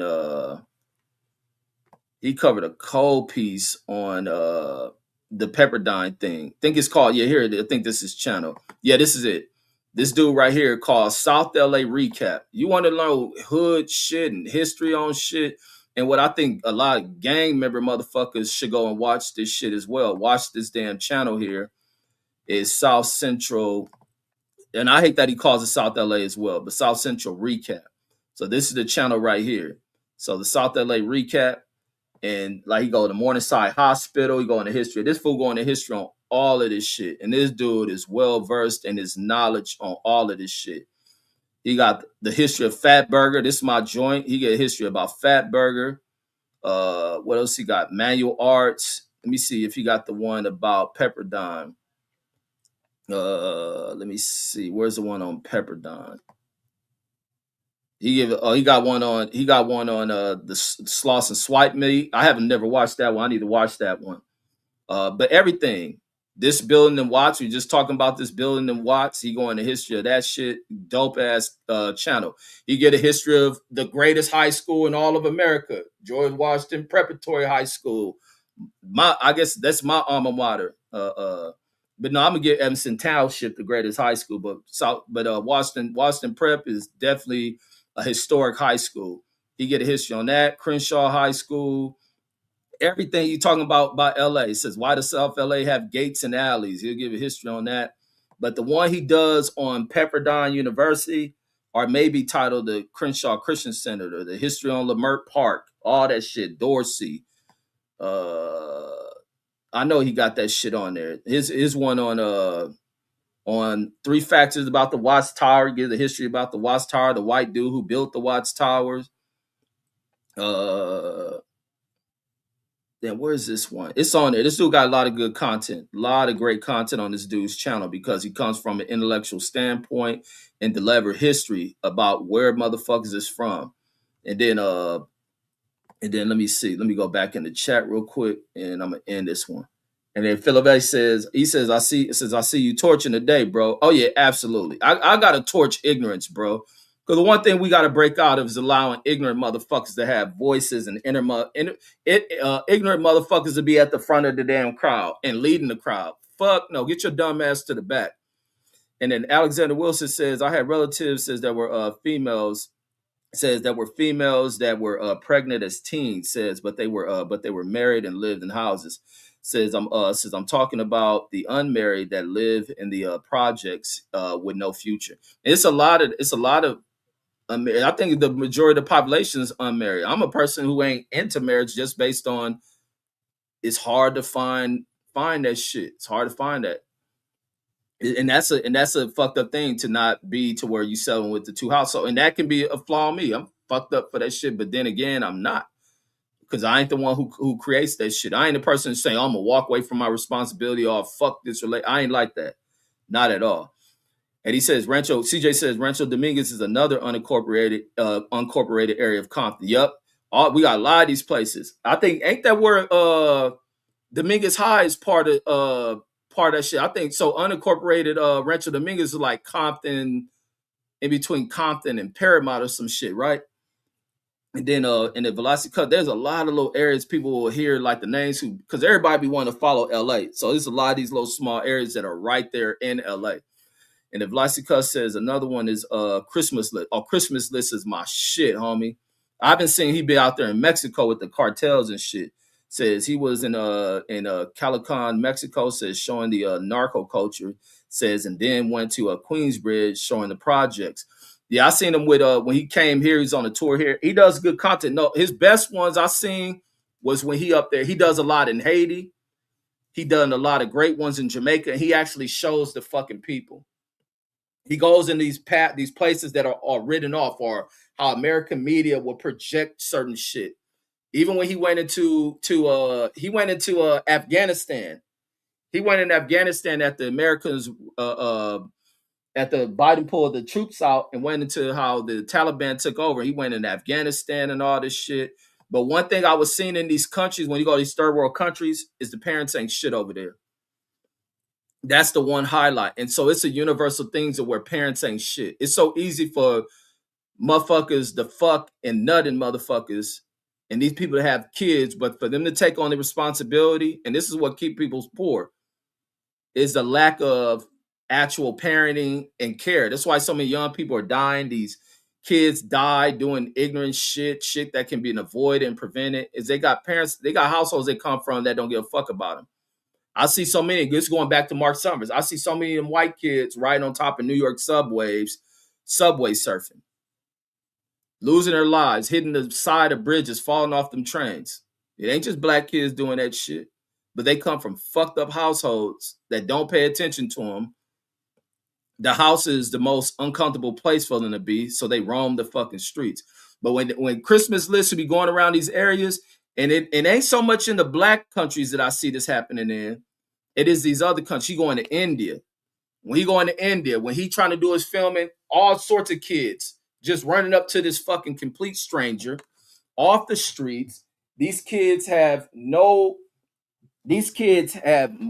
kind of fucking home training where they just running up on the dude all in his face, begging and won't leave a motherfucker alone. They agitating. And I see what for this fool to get rid of some of these kids, he'll stop by a street vendor and then have to buy all these kids some shit just to get them to leave him alone. And these kids, and then if these kids is over there and there's some old American predator over there, that's why some of these little rich ass predators go to these other countries, because there's an abundance of unparented kids roaming these fucking streets. I see that all the time. He going to India. I see that shit when he was in Afghanistan. I seen that shit. Pakistan. But what I didn't see that shit is when he was in Jamaica. I didn't see it when he was in Haiti. I haven't seen it in none of them African nations. But I see it in India, Pakistan, in Afghanistan. Them are some of the worst parented ass kids on this fucking planet. And that's why they do so much wild shit. There's so much of them taking advantage of women and shit. These just uncontrolled ass dudes. And then they got all that religion down there that none of them niggas follow. Them motherfuckers all the way fucked up. And if Blacksy Cuz says facts, says Negbone was on Vlad TV, says giving a history lesson on Ma Pyru. And that's what it should be. You don't go in there giving this fool bullshit ass stories. If you want to interview, you gonna learn some fucking history, you little fucking peasant. And then CJ says, do you remember the white lady lived next door to him? Yep, says she never left. And it's only a handful of white folks that have remained true to not playing into that racial shit and remaining where they were. And as they got surrounded by blacks, where other whites were told all this ill shit, they were told this shit by a lot of realtors and shit. You get out of here, they're allowing the blacks to move in. It is now against the law to have these racial practices against them. Now they have access to the homes. You want to sell your home that's going to a black, you need to get out of here. They're going to do, you seen what happened in Watts. You seen the riots and Watts, they're moving in. And then these white folks who left moved in these other communities, they ain't been shit. Yeah, of course, it looked all great because they start having the once Reagan and start moving drugs in there, because the communities would have never looked like that. Once Reagan and move all that crack in there, because for like 15 years, none of that shit appeared to be what white folks try to say it was going to be. Once they moved the drugs in there is when shit started to look that way. But guess what? Nobody fuck with those white families that live there. And then Jashawn says, salute, says they got rid of that, they got rid of the track, says some years back. Wait, the railroad tracks you talking about? And then he says he went to Markham and Watts, says as a kid, Nipsey. Oh, talking about Nipsey, and so that's why they put him in Watts. And then CJ says another fun fact about Watts says is that the projects were used, that the projects there says used to be used for the military housing. Says I had to watch the that Pepperdine video. Says my son goes to that school. Says now where the old location was. Yeah, you got to watch that shit, and it deals with racial shit. That's why Pepperdine. Where's Pepperdine now? Pepperdine over the ocean and shit, like near Malibu or some shit. That shit was in South Central, and for years they forced Pepperdine to address the history of why they end up relocating over to that current campus, because it was a security guard that shot a black dude. And they never charged that white security guard. And because it was so much turmoil and shit, they moved that campus up out of there and shit. But this dude channeled the from that Long Beach coastal one is a hell of a one. And then this South LA, which really is South Central, South LA recap. Dope ass content. And it gives a lot of history on what is now, when you look at this shit, is now the hoods, because you deal with a lot of people who come from poverty, they lack education and all this other shit. And you know, ignorance is what is bestowed upon these motherfuckers. Let me go into the Watts riots real quick, and the history on that, and the impacts of the Watts riots, and how the rest of the community began to suffer, because you got these elected pussy ass people, and then their connections with business leaders who will pull these resources out here. And that's why we should not, I don't know how any dumb motherfucker supports this dumb backing by some of these twisted little mind controlling, Jedi mind tricking business people going to politics that talk this government too big and believe in shrinking the size of government. You got to be a fucking dumbass. Oh, wait, let me see. Here goes something about, let's see, joint law. I have heard about this. I see this KKK. This is some other shit with Inglewood. They don't talk about Inglewood. That's what it was. There's a white dude where I work with this white fool, but he used to live in Inglewood. And even when talking with him, he was speaking about when blacks weren't in Inglewood, because even Dorsey and Inglewood High and all these were white schools. And even in the cemetery, blacks couldn't be buried at Inglewood Cemetery. But there was a chapter of the KKK. A white dude told me this. I forgot where I knew this white dude from. I don't know if it was when I was working at FedEx or whatnot. And he was part of some car club shit. But it was the KKK in Inglewood. And now I come across this shit, what I didn't see. Says occupied were the Watts Chamber of Commerce, says the Farmers and Merchant Banks, the Taxpayer League, says the KKK, and the Watts Welfare League. Says Edwards was reelected to the outgoing Watts Board of Trustees. Says the other winners being William Booth and Robert Rhodes and James West. Says Watts did not become predominantly black until the 1940s. And we're gonna go. I want to see if they're gonna have the Watts riots. Says special election, boom, boom, boom. And let's see, blah, blah, blah. Oh, let me see this. Says it was all right, let me read this whole thing. Says this is joining Los Angeles. So this is Watts joining Los Angeles. Says in a special election on April 2nd, 1926, Watts residents decided to enter Los Angeles by a vote of 1,338 to 535. Says it was the heaviest vote ever in Watts, with 1,900 voters at the polls, and the 2,500 registered. Says of the 2,500 registered. So it's almost like 90% of the people or something. Says thus 23,000 more people were added to Los Angeles. Then says sorry, were added to Los Angeles when the decision was put into effect on June 1st of that year.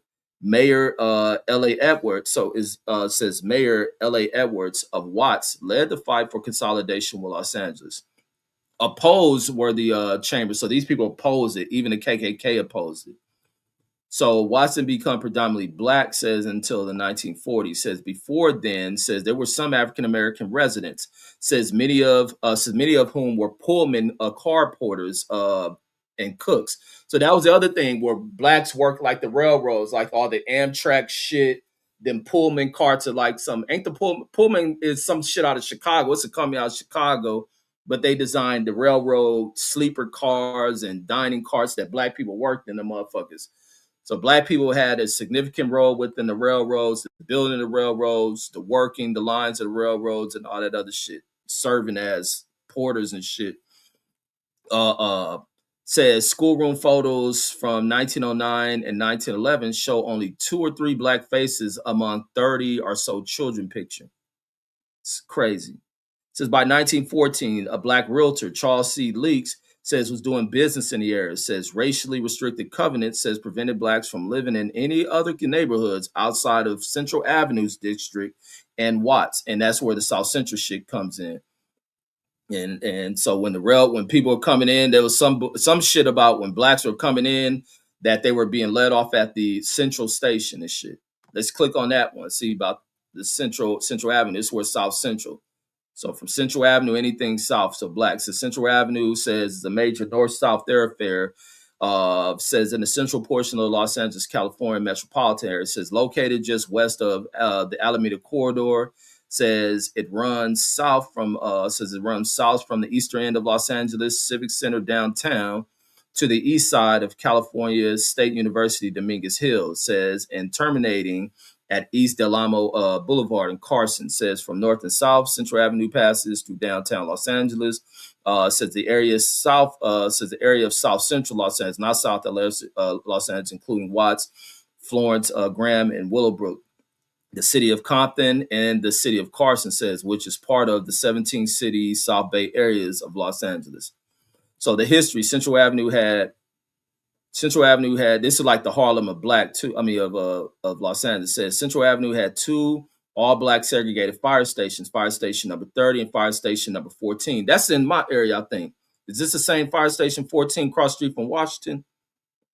That ain't the one. They don't look like it. Is this the one cross street from Washington? Because the one cross street from Washington is fire station 14 too.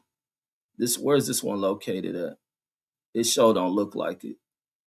The 3-story structure. Yeah, no, that's not it. But where's this one located at? So fire station 14. The one across street from Washington is station 14 as well. So but this one is historic. And it was never a black firefighter at the one by Washington. So I know that ain't it. So I don't know where this one at. Fire station number 14. That's the one across street from Washington. But it sure don't look like it. Now, and that ain't it. I don't know where that's one at. So they got 2 number 14s or something. I don't know. Says the fire station 14 says was segregated in 1924. So imagine you working as a firefighter and having to be segregated, white this and this shit. And when they change this history, they try to hide this history. And a lot of people don't look at shit from the standpoint. Says they remained segregated until 1956. Says when the Los Angeles Fire Department was integrated. Says the listing on the National Registry says all black fire stations were simultaneously simultaneous re-representation of racial segregation and sources of community pride. Significance in music history says from approximately 1920. Matter of fact, what's his name is Sam Cooke. I think should be on this shit. From approximately 1920 to 1955, Central Avenue says was the heart of the African American community in Los Angeles. Says with active rhythm and blues and jazz music scenes. Local luminaries included Edward Dolphy, Art Pepper. There's a list of names, blah, blah, blah. It says other jazz and R&B musicians associated with Central Avenue in L.A. included this. Benny Carter, Buddy Collette, blah, blah, blah. Going. Boom, boom, boom. There's a lot of names. Says commenting on his historic prominence, says Wonton Marcellus. Ain't that Wonton Marcellus like a Grammy Award winning, or he won a Nobel Prize or some shit? Well, let me see. Let me click on him. Let me see. He won something. He won some prestigious award. Say, oh, he won 9 Grammys and he won a bunch of other shit. So that's who that is. He from New Orleans, I believe. Says once remarked that Central Avenue says was the 52nd Street of Los Angeles.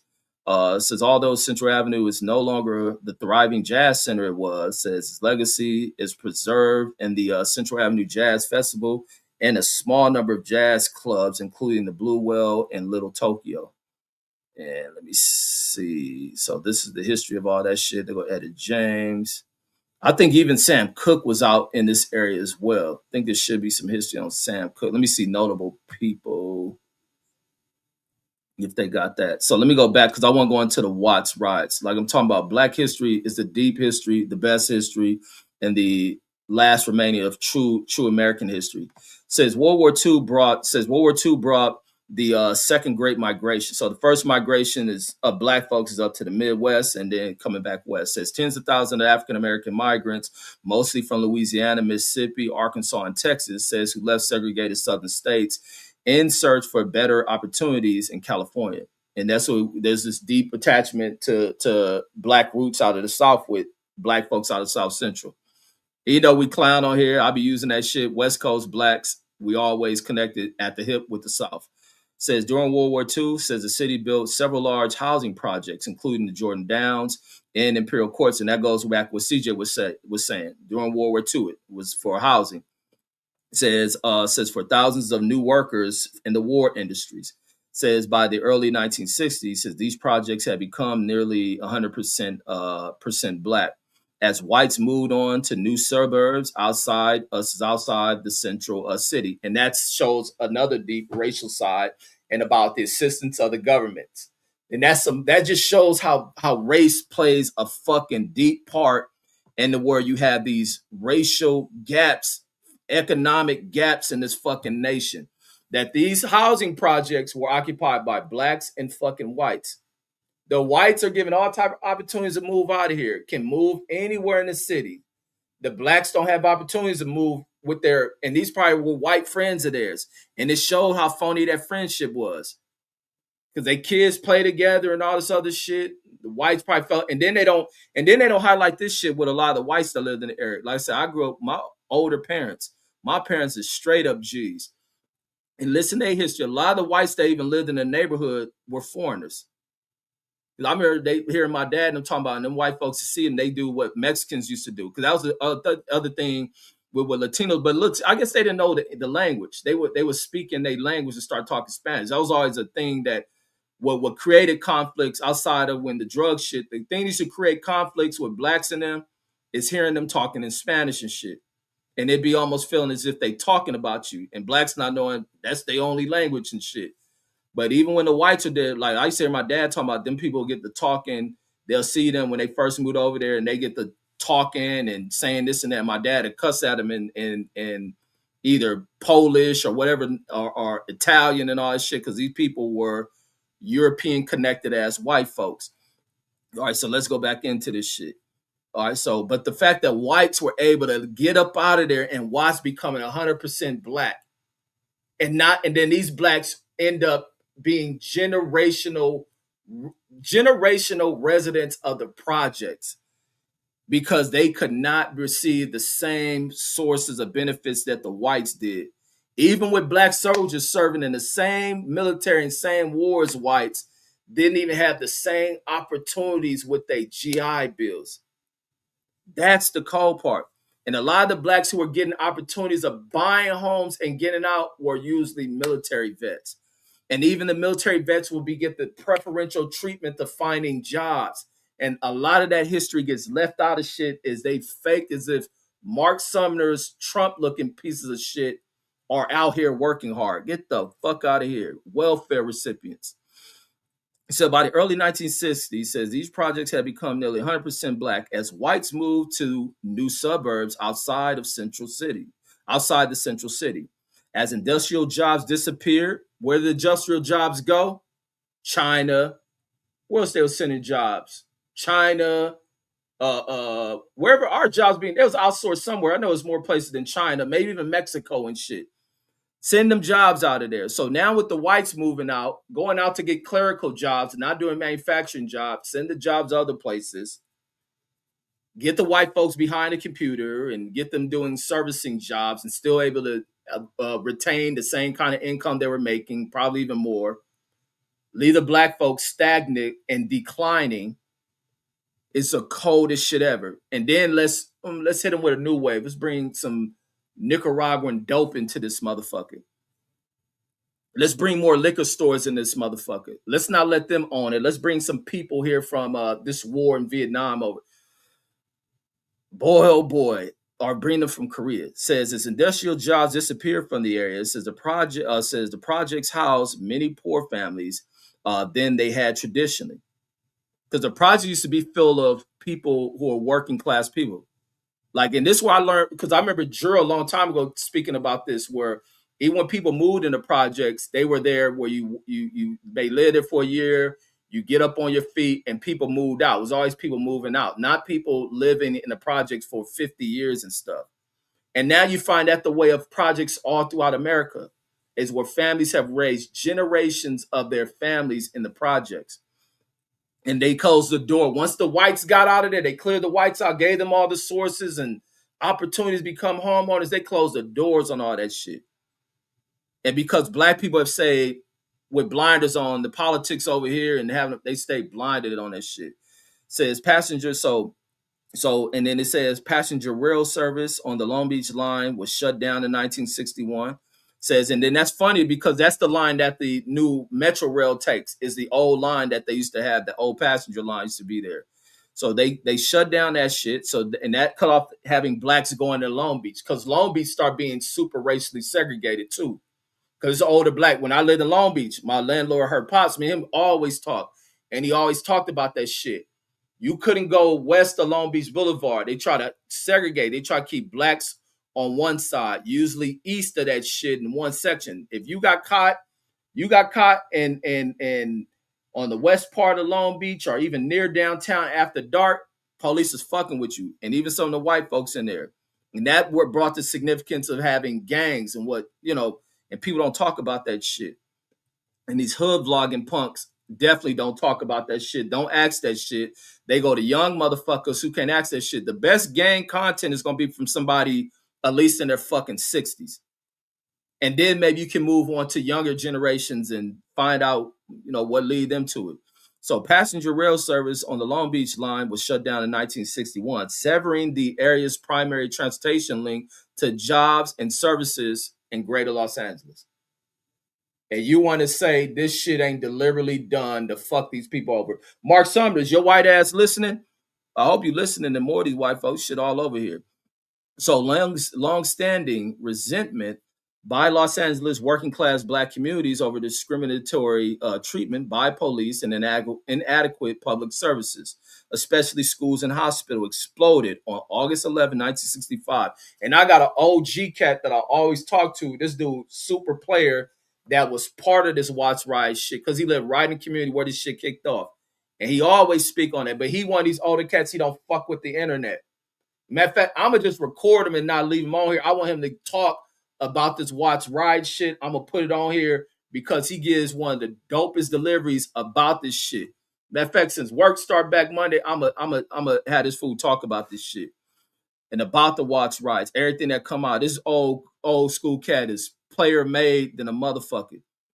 Still to this day, but how the old school cats they in this underground shit. The old school cats live in the underground, and that's go back significance with like even the underground Crips and what UG stands for. So the event that precipitated the disturbances says the arrest of a black youth says by the California Highway Patrol on drug driving charges says actually occurred outside of Watts. So the damage, and this will cause many white folks to scatter out of this motherfucker when this riot kicked off.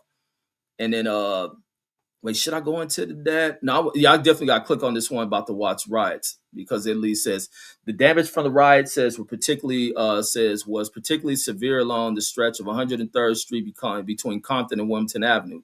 103rd Street was the neighborhood's historic commercial center, consisting of a traditional Main Street line with storefronts easily accessible by foot from the Watts station. After suffering extensive arson in the riot, says the ruins burnt out areas was nicknamed Charcoal Alley.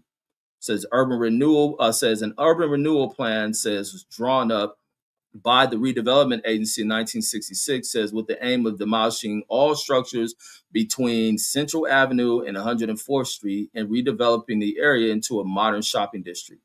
By 1972, says the entire area had been acquired and demolished. Central Avenue, 100 Central Boulevard, Central Boulevard, 103rd Street, Compton Avenue, and Women Avenue were all widened into large aerial roads.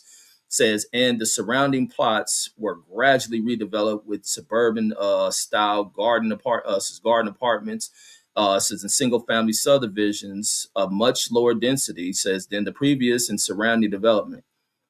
The modern shopping center says our main promise of the redevelopment program was completed in the early 1980s. So they almost took 20 years to get that shit done. So the projects, boom, boom, boom. Do I need to read this? Let me see what you replacing. No, this part. Let me go to this other paragraph here. It says Watts suffered further. Let's go into this. Let's go into this. It says Watts suffered further in the 1970s. Says his gangs gained strength and raised the level of violence in the neighborhood. It says between 1989 and 2005, police reported more than 500 homicides in Watts. Says most of them gang related and tied to wars over control of lucrative illicit markets created by illegal drugs. And that's crazy. They removed the economy, removed people's access to economics, and drugs become extremely lucrative. Young people becoming millionaires and shit that a lot of these corporations wouldn't even provide opportunities for any of the working class people. And this is what turns younger generations who are making money through streets to say, man, fuck a working man. A working man is a chump. Behind the fact that you watch your parents work day in and day out and not to achieve the level of economics you find yourself with, but not realizing the strategic political plan that was set up against them is what's so fucked up in all of this shit. Says four of Watt's influential gangs. Says the what is that? The Watt Circle City Pyrus, which probably don't exist anymore. Grape Street Watts, Bounty Hunter Watts Bloods, and the pjwatts Crips. Says formed the peace treaty agreement. Says known as the Watts Truce of April 26, 1992. Key hallmarks of the pact says continue to influence life in Watts to date. Says with colors and territories having little to do with gang-related crime. And that's probably what leads to where this dude out of PJ Watts whoops this motherfucker's ass. He's like, you ain't about to come over here filming in this neighborhood to trying to create beef. Because one of the things with Watts is that they will create peace amongst the different rival factions. Young people will fuck it off. But then within that territory and shit, they will come across peace. I think some said a house party set off some war between them and shit, where somebody got killed in a house party and it set off some shit. It says beginning in the 1980s, says those African Americans who could leave Watts says moved to other suburban locations, says in the Antelope Valley, Inland Empire, and San Gabriel Valley, Orange County, and San Joaquin Valley. It says African Americans in Watts have also moved to southern cities such as Atlanta, Dallas, Houston, Birmingham, Memphis, San Antonio, and Jackson, Mississippi. The Black population in Watts has been increasingly replaced by other demographic groups, primarily Hispanic immigrants from Mexico, says of Mexican and Central American ancestry, as well as by a medium portion of Ethiopian and Indian ancestry. That's probably what led to that Indian dude who tells the story on the internet about not knowing where Crip Street was and somebody whooped his ass. And he said, I don't know where Crip Street is. He tells a story about getting beat up. So you do have some Indians over there. It says this demographic change accelerated at the 1992 Watts riots. And you start having a lot of blacks that start moving into Lancaster, what they call Antelope Valley, Lancaster and Palmdale. I think that's the Antelope Valley. So it's some deep history with, man, black history is the only history that should be taught for people to get a true understanding of what the fuck America is. You don't get past that. And this one with the so this is who was involved. It says on August 11, 1965, says Marquette Fry, 21-year-old black man, was pulled over for drunk driving. It says after he failed a field sobriety test, officers attempted to arrest him. Marquette resisted arrest, says with the assistance of his mother. Rena Fry says a physical confrontation ensued in which an officer struck Marquette in the face with a baton. Says meanwhile, a crowd of onlookers gathered. Rumors spread that the police had kicked a pregnant woman. That's a good rumor to kick shit off. Says that the police had kicked a pregnant woman, which they talking about his mother, says, who was present at the scene. Says 6 days of civil unrest followed, motivated in part by allegations of police abuse. Now, fuck all that. Whoever wrote this shit talking about allegations, there was police abuse. Says nearly 14,000, said 400, nearly 14,000 members of the California Army National Guard helped suppress the disturbance, says, which resulted in 34 deaths, as well as over $40 million in property damage for 1965. Says it was the city's worst unrest until the Rodney King riots in 1992. LA be setting shit off. And let's go into this other shit. Like I said, matter of fact, when I go back to work, I'm gonna talk to the OG cat. But like I say, he an old school cat. He don't do all this internet shit. Because I try to get him on when I tell him I be doing live streams, man. He be cautious about the military shit. And plus he comes out these revolutionary movements and shit. But it also goes about when you look at the riots, you look at all the other factors as far as them removing that railroad, them fucking removing these factory jobs. A lot of blacks came from the South for this shit. And then you look at white people given the opportunities of leaving out of projects to go finding homes and continue on with their lives and raising their families. Like, come on, man. And then, so here's the aftermath. This great work, and this is what I would love to do a real breakdown. I wish I gave more time to really actually putting together videos that broke this shit down like some of the other people do, and covering white flight. White flight is a great historical goddamn topic. I might do that shit. I definitely got to do a show, and I want to take time on gathering more information and segmented it into its parts and putting this into place. Because I was going to do one about a Detroit riot. It was a racial related riot in Detroit that ignited its white flights. I do it all the time. I cover Gary, Indiana, and where the Jacksons are from, and about how that city, through a political system and as well as connection to racial politicians and their connection to the racist, corporate owners and shit, and how they deliver an economic bomb on Gary, Indiana, destroying it. As Gary, Indiana was one of the fastest rising cities in America. When blacks gained economic fucking mobility and shit, became the majority of that fucking city, and then going to winning elections and shit, the governor of that state started to pull resources, and then the damn plants start to close and rock the world of these folks in Gary. And what does Gary become? Ridden with crime, becomes a murder capital, drugs, poverty out this world, and that motherfucker's all deliberate. It's how this system's so deeply connected. That's why elections are important. Can't look at it, oh, they flipping this shit. You got to vote these pieces of shit motherfuckers out of there. And so here we go. And that's why I'm big on about removing this pussy named Donald Trump, a certified bigot. And only some of these ignorant niggas who you see even come on my panel at time be defending Trump. Because like I say, some niggas just don't know any better. And then, so after the Watts riot, says white families left surrounding nearby suburbs like Compton, and look how Compton is defined when white folks are there. It's a suburb, and that's really what it is. It is a suburb. Even the areas around there, they're considered suburbs. Depending, suburb has a hidden definition to it that really highlights a predominantly white population. Is what suburbs mean. So white families left surrounding nearby suburbs like Compton, Huntington Park, Southgate, in large numbers. These white folks said, boom, get the fuck out of here. And then they said, okay, don't worry about it. The governor and the city officials said, we'll build new places for all of y'all to come. We need to rapidly build these houses to save and rescue the white population. And that's why we bring up this shit about the white folks who lived in South Central that never left that shit. It says, although the unrest did not reach these suburbs during the riots, many white residents still felt the need to leave the area. And I remember hearing our dad when they spoke, because they were the second black family on our block, of what happened when the Watts riots was going on, about how terrified these white folks who would never speak to them, how afraid these motherfuckers got when that riot shit was going on. White folks is terrified, but play all this with, and that's what kills me when I hear black people use the word white. I don't use the word, I call it sucker supremacy.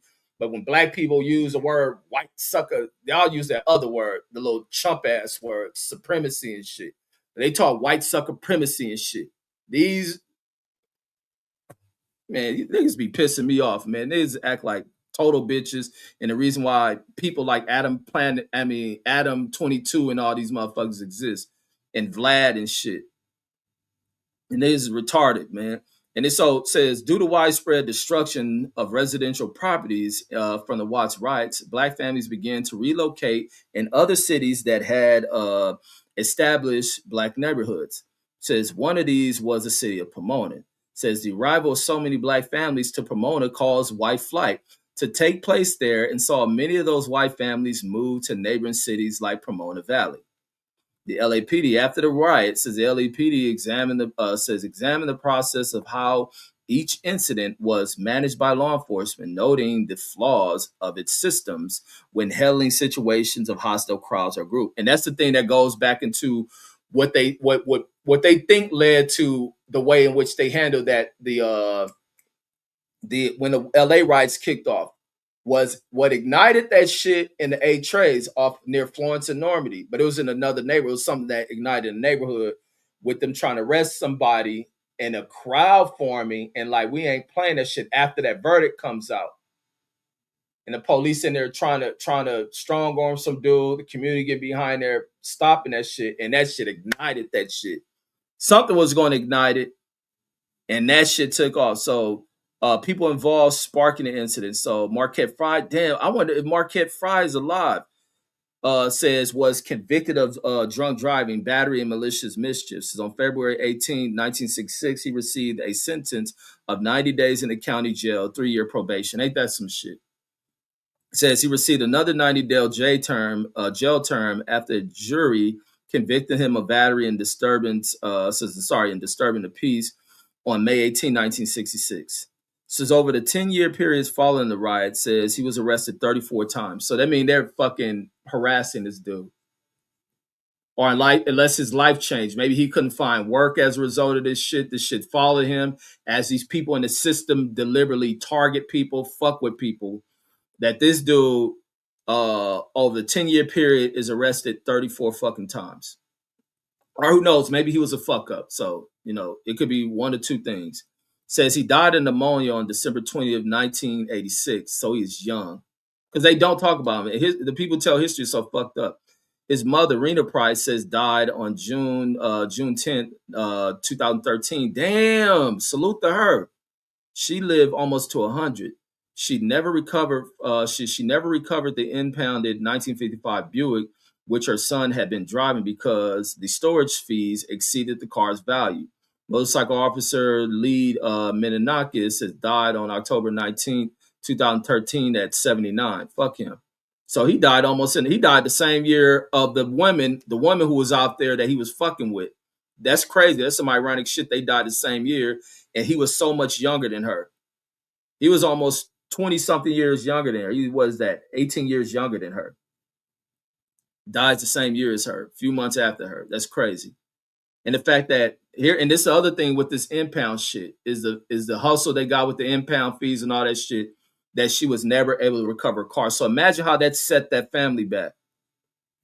Imagine how that set that family back. But the community of our, and then it's hard to get the stories out. Maybe the community didn't know she had a car sitting a lot. They could have pulled their resources together, and helped her to get that car out. So this is central references to it. The Watts Stacks. The Watts Stacks is a dope ass DVD. This is the one of the dopest music DVDs that is out. It is nothing that rival that shit. I don't care about Beyonce concert on DVD, Taylor Swift concert on DVD. Nothing rivals this Watts Stack shit. And that took place in 1972.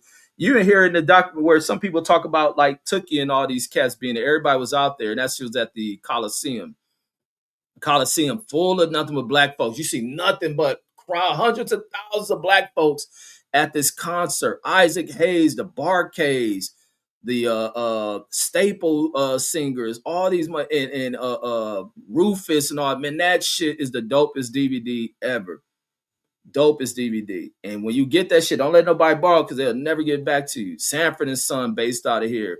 Gil Scott Heron, the dopest MC of all time, says song "The Revolution will not be televised."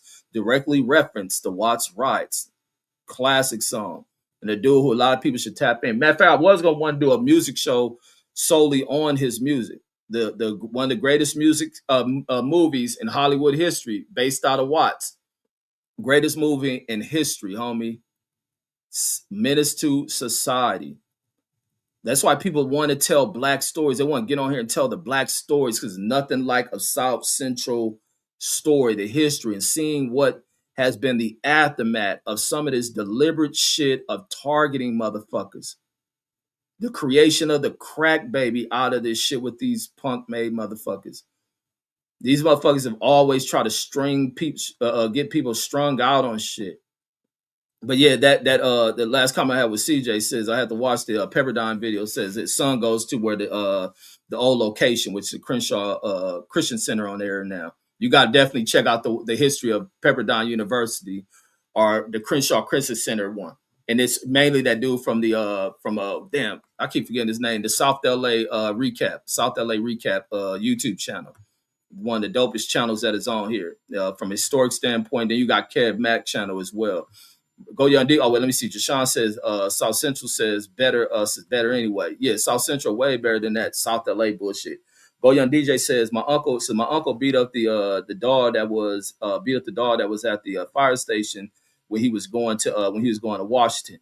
Yeah, because when I used to go to the fire station, I remember they had one year they had a Dalmatian. Them fools even had a bulldog and shit. Because I used to always think that was dope, like with the fire station. When I used to be a kid, want to be a firefighter, I always just wanted to be around the dog and shit. And then the L Dog, L5 player says Reggie Woolmack. And he says, as the YN says you in your bag. Man, I hate that term YN, man. I hate that fucking term. And then Ford says the L Dog says what the F says, you still in these streets? And he's saying back to you, says I never left, says I am these streets. These fools in the YouTube streets. And then Jashawn says they still around Circle City, says they just small in numbers. Oh, that Pyru gang? Oh, I never heard of that shit. I never ever heard of that. And the CJ and some of them small hoods be dangerous ass places. Some of those small hoods be dangerous gangs. And then CJ says put hood vlogs instead of bloggers in the captions. Says hood vloggers. Okay. And let me see. Hood vloggers. So that's what they call vloggers. Says Booped and Watts. Yeah, but a salute to the dude who did that shit to that dude trying to come in their neighborhood to film that kind of bullshit. And that's all they care about is that kind of bullshit. And then Jashawn says, yeah, that's what's interesting, says, is that the Detroit riots took place in around the same time as the Watts riots, says like in 67 or 66, says something like that. And there was a lot. And then when you look back at that time period, the 60s, the mid 60s, such significant time period of turmoil in this country. When you look at everything, everybody going on, even whites start to get into this shit. And looking at it and get an understanding like, man, nah, the blacks are really what's on point with all this shit. You got the fucking assassination and targeting of fucking Malcolm X, the targeting of the Nation of Islam, the targeting of fucking the Black Panther movement. What else? You got all type of racial racial tension in this country that ignited with riots and burning down shit. And they're all right. Muhammad Ali being fucked over, the Vietnam War, then the returning of Vietnam vets fucked up off of drugs, coming back to fucking an America that they can't get access to shit. In America, they come back from war, can't find jobs in this shit because these motherfuckers are sending all that shit over to China and who else know what countries they were sending that shit to. And then now, guess what they hand you? Crack. They already was having heroin in this motherfucker. Then they hand you over crack. And that was all she fucking wrote. And guess what? The people you send these factory jobs over to, they send you back fentanyl. Fucking your white kids the fuck up. Like, all this shit is so fucking unique when you get your head out the when you get your head from off the ground with your ass in the air shaking it and stand up and wake the fuck up. You begin to start seeing this shit and you like, wow. Mark Summers says, hey, Red says, I just came back 2 hours later. It says, and you still talking about Adam 22. I can talk about anybody. You missed the part where I was talking about you and your fucking dysfunctional upbringing. And he says you love China though. But guess what, Mark Summers? You can never break me off of what I talk about. Ever. Because guess what? That shit don't work over here with me. You should know that shit already, bro. And then Jashawn says, and I keep having to scratch my nose. I got hairs growing out my nose. Every time it seemed like I'm on live. I don't know if and then Jashawn says, my uncle told me about when Daryl Gates made them comments about how blacks had longer necks, says, and could take them chokeholds, so can take them chokeholds better than whites. Shake my head. No, he was saying, no, his comments was something about white blacks, because blacks were dying from the chokehold. And he was saying something about blacks having, he was coming up with some shit that blacks have shorter windpipes or some bullshit. Let me see. And they got on about that shit. That's what happened with me when that story I tell when I slammed that damn MP and shit, is he tried to put that shit on me. He tried to put me in a police hole. And that's why I slammed that motherfucker. Let me see Daryl Gates. That's why I piss on Daryl Gates' grave. He a piece of shit. Daryl Gates comments on chokeholds. And he was nothing but a racist motherfucker. He was extreme racist, all that shit. He brought in all that militarized shit. Says watch, I was there. It says he was suggesting blacks were not. It goes something on Daryl Gates. He was suggesting blacks were not. Suggesting blacks were not normal. Says doctor recalls bizarre call from the LAPD chief. So here a black dude with his call with Daryl Gates. So let's read this shit about the piece of shit police chief during the LA riots. And there was some comments. This was before the riots, but his department, he was enacting these little military combat tactics they was using in the streets. Cops putting people in a chokehold. This is MMA. This is how MMA shit started. MMA shit started with officers pulling this shit on black folks. And he says, I was there. It says he was suggesting that blacks were not normal. It says LA doctor recalls bizarre phone call from then LAPD chief Daryl, the bitch made dead in the dirt motherfucker Gates. It says in this episode I was there. It says Los Angeles cardiologist Dr. Richard Allen Williams says recalls a disturbing phone call that ultimately contributed to a major change in policing in LA. Says it was May 1982, says when then Los Angeles Police Chief Daryl Gates called Dr. Williams and asked him to validate a theory that black men's necks were anatomically different than whites. Says Gates had a hunch, and this same shit you hear with Donald Trump spewing out the same ignorant shit that you hear from Daryl fucking Gates. Gates had a hunch that blacks were dying more frequently from chokeholds because their veins and arteries didn't open up as fast as normal people. Whites are slower than blacks, physically weaker than blacks, run slower than blacks, can't even jump as high as blacks, but there's something, and that's coming from, Gates and probably German heritage and Nazi-esque family. Says Gates tracked down Dr. Richard Allen, says after learning of his books, the textbooks of black-related diseases, says the call didn't go well and ultimately led to dueling press conferences and they called for Gates' resignation. Says the contrary. And when they didn't get rid of Gates, still left Gates in there, Gates will ultimately fuck up and lead to one of the worst riots in history until we get the George Floyd, because the George Floyd riots were widespread. Said, but for Los Angeles, definitely the LA riots. LA riots still might be the most costing riots in history. Says a controversial remark says an ongoing concern surrounding chokeholds quickly pushed the Los Angeles Police Commission to ban one of the techniques forms. Now there are calls to ban it on a federal level, and that's why I slammed that fucking MP who tried to put me in that shit.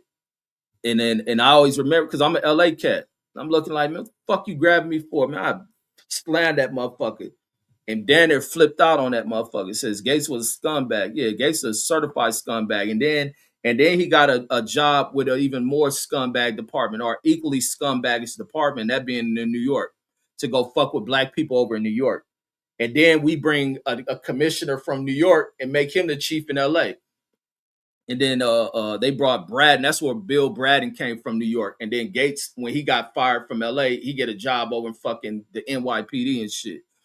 And then Mark Summers says, all right, says I'll be back in 30 minutes. Says when I get back, says you better not be talking about Adam 22 still. Man, anybody talk, I'm talking about people who look like you and y'all dysfunctional families, and the fact there's a lot of incest in y'all family. And that's why Adam 22, does incestual shit in his household.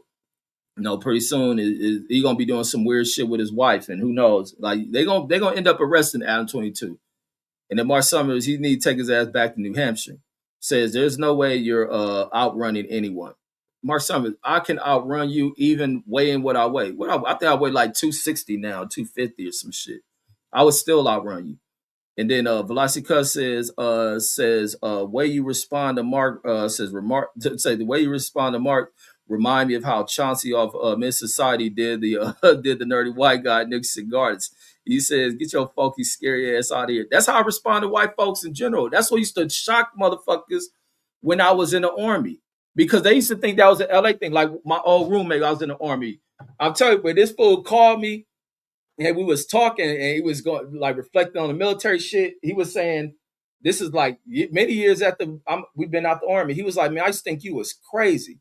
Because he from out of Alabama. He thought I was crazy for the way I used to talk to white folks. And then he was saying he thought it was a West Coast thing.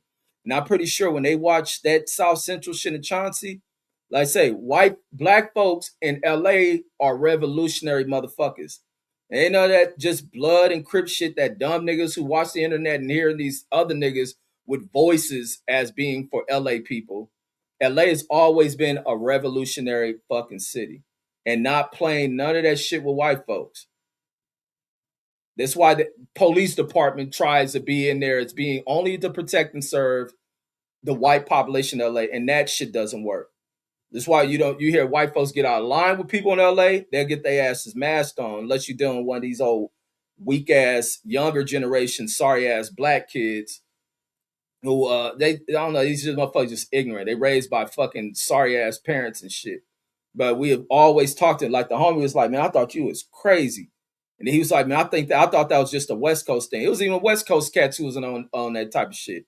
I just always had it where I was around listening to older people and listening about the dynamics of racism and shit. And then seeing even this shit, which I'm glad they put in the greatest movie in movie history, Miss Society, in the segment when they're in the store, when they killed the store owners, of listening to this shit with the Koreans, because the Koreans were acting like that. Guess where the Koreans were learning that shit from? White folks. And I'll put up a video of a Korean lady who was in here calling a black lady the N-word and talking about get out of here, go to Africa. And she gonna call her white husband. Your white husband ain't gonna do shit, lady. And you lucky you're dealing with a weak-minded black broad who this camera phone era has made some of the weakest fucking people. All they sitting there doing is recording while lady is disrespecting. And they have no level of disrespect. That's why it's important to get your disrespect up. Tori, you should have said some derogatory, racially charged shit to that Asian lady. But this old camera phone generation broad had nothing to put out there but to upload her video, her allowing herself to be disrespected. It's mind-boggling. Mark Summers says, Reggie talks like a ghetto thug. I'm not Jew. Jews grew up in ghettos, not me. I grew up in what was the suburbs. And he says Chauncey was a lowlife. Nah, Chauncey ran that little white dude looked like you out there. Look, Mark Summers got mad off of seeing that scene. That scene probably definitely pissed Mark Summers off. You know some other funny shit. And when I went to this one was in Chicago, and I went to watch, and this is how white folks love to laugh at anything that's denigrating black folks or disrespectful to black folks. Remember that movie Vampire in Brooklyn? Velocity cuts in there rolling.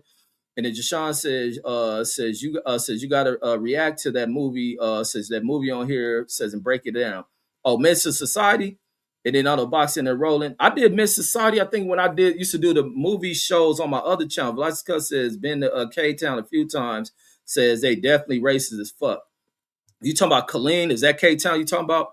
But so when we when we was living in Chicago, we go to the movies. And we went to go see Vampire in Brooklyn. I remember watching that shit. It's that scene when they in the park, and it's the white lady with the poodles and shit. And she was like, the white lady says something, a Negro or some shit like that. When he fall out the tree, she in the park walking her poodles and shit. I think they like in Central Park. And she like, Negro. And mainly it was we think we was only black people in this fucking theater. There was nothing but white folks in there, and they laughed. That whole theater erupted in laughter and shit. All this other shit. And I yell out, do that bitch like OJ. Man, that motherfucking crowd went silent as fuck. And I laughed my ass off after saying that shit. I laughed my ass off saying that shit. And them motherfuckers was silent. I was like, yeah, because that shit funny as fuck to y'all. Let me make this shit funny. And that same thing, even with the movie, the homie always be bringing up when I got the movie. This at the Hawthorne movie theater. I got them to shut down the movie. They turned the movie off and shut this shit down, and even gave everybody free movie passes. And even my brother, me, the homie Brandon, I forgot who else was there. We all got free movie pass to go see like 2 or 3 free movies at the Hawthorne movie theater. Cause man, they down there. If fights is about to break out, all that shit. I was in there because my brother, I never seen. I was never into like going to shit. Even when I was young, I never liked to go to shit. I never want to be around certain groups of people or over in certain crowds. Especially as you go throughout LA, you dealing with the racial dynamics, being over here, other hood dynamics. So I used to be like, man, fuck going to these places. And I wasn't in the movies because I got tired of seeing movies, number white folks in them, and this and that. So I'll wait till shit come on TV. They went to see, my brother and them went to go see Higher Learning because they like, I'm that type of person. Even as a young kid, I always been on some like pro-black shit or what people term as being a militant and shit. Never been on that gang shit at all. They was like, man, Reg, you gotta go see not Minnesota, this is Higher Learning. You gotta go see Higher Learning, man. This movie is woo woo woo. Man, you will love that shit. So one of the weekends, we all go to the movies together. We go to Hawthorne movie, go see that Higher Learning. We watching this shit. And it was like certain shit in the movie and shit. When I'm there saying shit, yeah, F that white B and this and that. And then somebody over there is blurt out some shit. Somebody, shh, fuck you, bitch. And just doing all this other shit, man, disrupting the fuck out that movie. They shut that shit the fuck down. People and fuck you there, bitch. And we in there just dying, man, ruined the whole movie. So I never got to see Higher Learn the movie. I had to wait till that shit came on TV because I fucked that movie up. And we be laughing like a mug at that shit. Then we get out, they shut that shit down. People, the adults in there yelling, they want their money back. The movie theater gave out these free passes to see like 2 or 3 movies. I ended up getting one of them mugs. The Velocity Cuss says K-Town is Koreatown in LA. Okay, Koreatown. Because when I hear K-Town, I think of Colleen and shit. And then I know Boxing says you a true revolutionary. Says you make me proud, youngster. Says stay strapped, loaded, and says and ready at all times. Says black folks, true meaning of stay woke. Says yes indeed, absolutely. And the one thing being revolutionary ain't all about striking your fist against the wall and not knowing how to turn that shit off or being I ain't working in the white man system. That's some other dumbass shit. Velocica says so you the real Sharif from Minister Society. Man, in my mind, I've always been like, I still be like that. I do my own silent protest. That's why I don't rock with a lot of shit. I don't rock with a lot of shit. Don't be wanting to do a lot of shit. That's why I don't follow behind bras, because bras be doing shit that go against a lot of my beliefs on shit that I don't fuck with. I'm gonna be rocking with that shit. Even my old chick. The other main reason I be talking about the chick who bombed on me, how when I broke up with her, the other thing, another reason I broke up with her was on some black shit. Because when she used to want to do shit, and I used to be all the time with her, when she want to go places, we in Beverly Hills, we in Hollywood, we all these fucking white ass like upper scale to try to fill rich areas. Man, we ain't rich, but it make and a lot of black people, black fools, we want to do this shit. That's why I say niggas be whining and dining chicks at these 5-star restaurants and shit. And motherfucker ain't got 5-star income and shit. This broad always want to go to Beverly Hills to go eat and shit. Like I said, used to be out dining in all these restaurants and shit. Hollywood, because she liked to do that shit. She used to love being at that shit. But then when I be at these places where they're like, damn, why we can't go to this? They got the same restaurant in Gardena. They got it in Compton. They got it in LA. She got to go to this shit. We used to go, what's that other shit over in there? LA. It used to be the Grove. Go to that shit. A lot of black motherfuckers used to love to go to that shit. And then I'll be noticing how she start changing in her talk when she ordering shit. And I'll be looking like that she used to rub me. Now I should just count that shit. Just count that shit. Okay, this shit bugging me. Bugging me. She getting there. Oh yeah. How much is how do you serve this and this? And then I'll be looking at her voice, be at the other side type, I'll do this shit. Like what's that fool did that shit be doing? They show a nigga in that me, he always doing this shit. I be sitting looking like, what the fuck? But if she go around where the people in this restaurant or establishment is black, this chick in here acting a fucking fool, talking to people sideways. Like, wait a minute. So you view this way of people that you live around, you'll flip out on them like this so quick. And I see a lot of that shit with our black chicks and shit. And the way in which they can have service in the community, that people look like them and their behavior and this shit. Quick to fight, quick to blow up on motherfuckers. And they act just like how she used to act. Go into these all white areas, and then now their behavior levels the fuck up. They bougie in their acting like damn, so you show a ton of respect to these. I understand why y'all call white supremacists supreme. Because even white folks be shocked by that shit. I know I was supreme. Like, goddamn. Yeah, we ought to own these motherfuckers again. But she be acting that way, and I'd be like, what the fuck? Like, look at this chick. Like, oh, this is the secret to this shit. Get around these people. Now, let's see if we can bring you back over here and you treat people over here with respect. She be flipping. It was one day she had this car. A car got stolen the night when I fought that dude at the airport. She had me while her car was in the shop. They putting these lifts on her car and shit because she's in all that old, turned her car in one of them Fast and Furious looking cars and shit. And it was over. It was a little like shop. I go in this chick in here trying to fight the people in this motherfucker. Throwing they shit over and this and that shit. Like, chick, what the fuck you doing? Like, and I'm like, nah, we ain't about to be on that shit. Like, man, get your motherfucking ass up out of here. And I'm talking to the people like, man, fix this chick shit. Like, whoop, whoop, whoop. And I even tell this chick all of 110 pounds, 5 foot. This bitch like 5'2", 5'3", 120 pounds, soaking wet, and here just kicking up dust, just acting bad. Like, what the fuck wrong with you? Like, you don't knock that shit the fuck off. Like, get the fuck out. I'm like, man, and then as me as a dude, like, this how niggas stay caught up in shit. It was like I could either just walked in there, be on the same shit as her, tripping on it, but she was fully in the wrong. And I was like, I wasn't on that sucker shit. I'm not one of these dudes that's going either you with me or against you, because there's a lot of bras say that shit. No, when you wrong, you fucking wrong. I don't do all that riding with you, either with me or against me shit. When you wrong, you fucking wrong. Anybody jump in the fray and we jumping on some motherfucking, you were totally wrong. I mean, that bitch in there. I mean, I'm just going there to meet her to pick her up because her car in the shot. And I walk in there like, damn, I text her on my side, walking this bitch in there tossing shit. Like, get your little motherfucking ass out of here. Auto Box says my best scene in higher learning says the bra says we put belt to them white folks, says Tails. Absolutely, that was a dope movie. Higher Learning was a dope fucking movie, homie. That's another, like, ain't nothing like black films in Hollywood. And that's why I don't go to the movies. I do not want to see the trash put out by Hollywood. I don't want to see the Hollywood project on people what is beauty standards and heartthrobs and they bad, ugly, flat bodied ass bitches. I like black films. And he says, Mark Summers says, Reggie's more like the crackhead says with a cheeseburger. So that means you watch him in society. Look at white folks love this black shit. Love this black shit. Because guess what? You got to look at it from afar because you've been ran out of these communities. You once lived in these communities, but out of your fear and incompetence and weakness, you were ran out of there.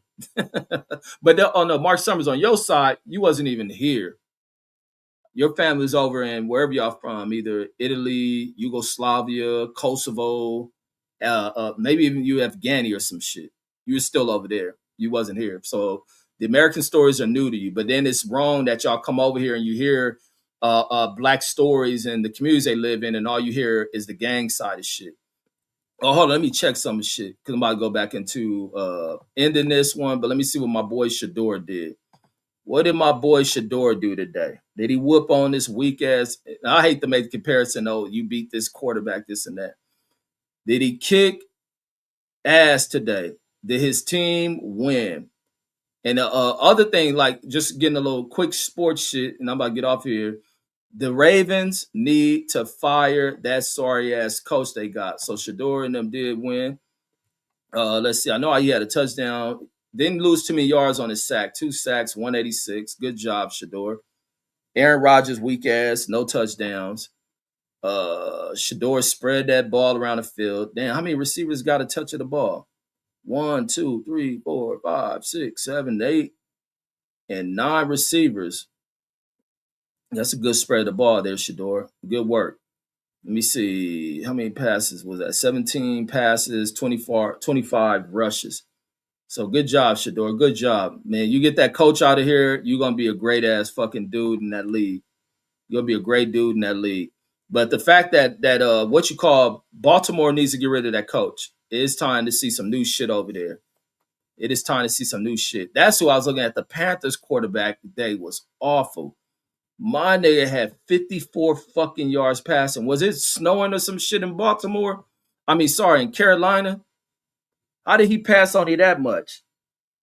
The other quarterback that had that many passing yards needed. That fool had 50 fucking yards passing, but lost 14 yards on sacks. Let me see what the weather like. The weather better have been like 1 degree or some shit to have that kind of awful ass statistic. Let me see. Let me go to weather in Charlotte, North Carolina. That shit is all bad, homie. I can't see. If anybody watched that game, what was going on with the weather and that shit? And then I need to see if the Lakers are going to play because I want to see if the Lakers are going to lose again. Want to see the Lakers keep losing. Sorry for you Laker fans, but I'm keeping it funky. And it's going back to being real and being early on with what I assessed with the Lakers, popping off with them. The niggas is garbage. They brought this little scumbag Luca over there, and he ain't shit. Oh, no, it was good weather in Charlotte. Oh, wait, no, that's Lancaster. My bad. This is 43 degrees. Why was he playing like that? 43 degrees over there.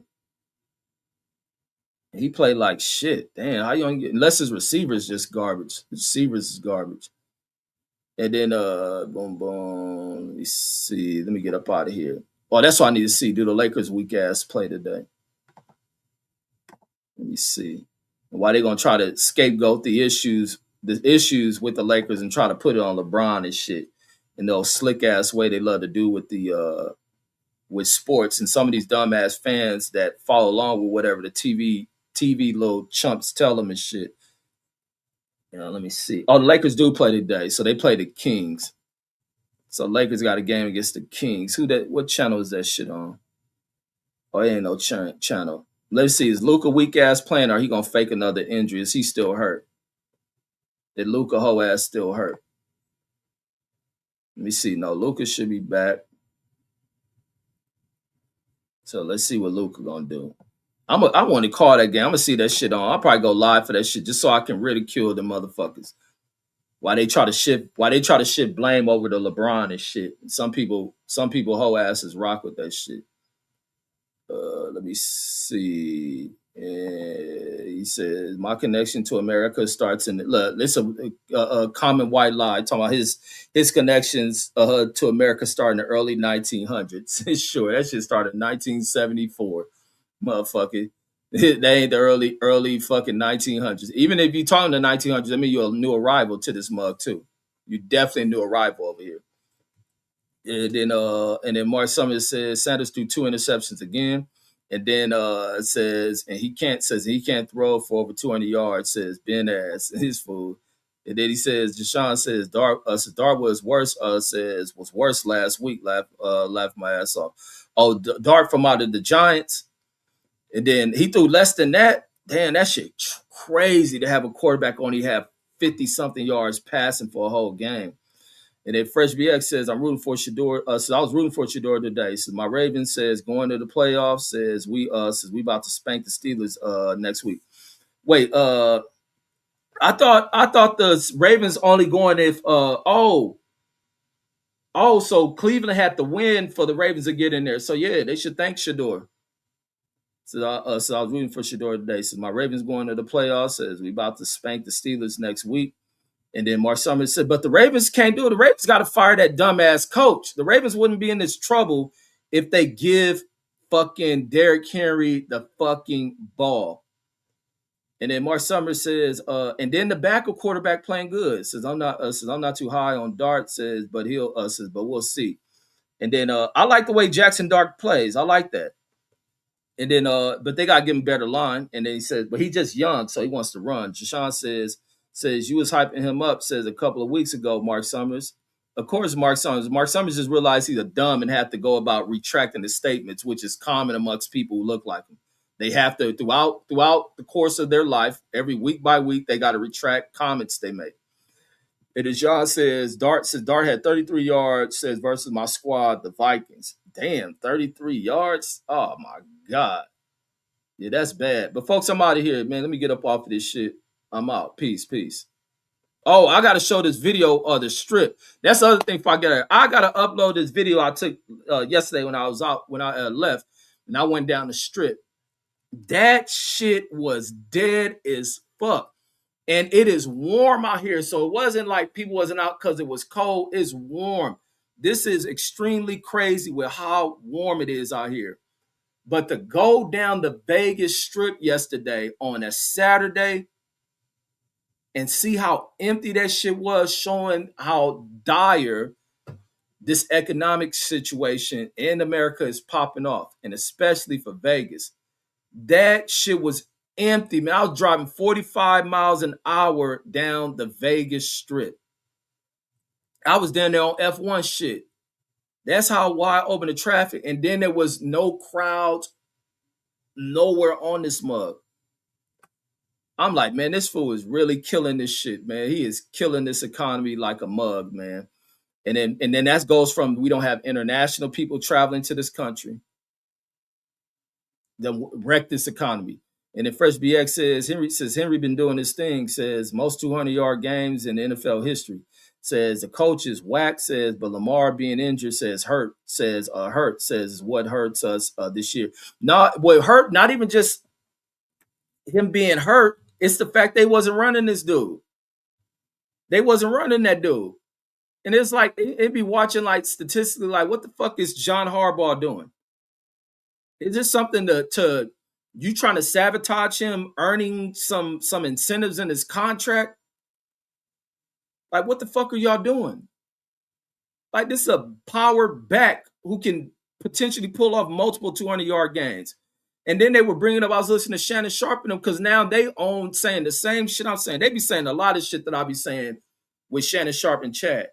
Is they were speaking about the game before that to where Derrick Henry, who was averaging like 7 yards a carry based on the number of touches, they shut him down. And then the dumbass coach talking about, well, it was a rotation we was running, and it was time for the other back to get his opportunities to run the ball. Like, what the fuck?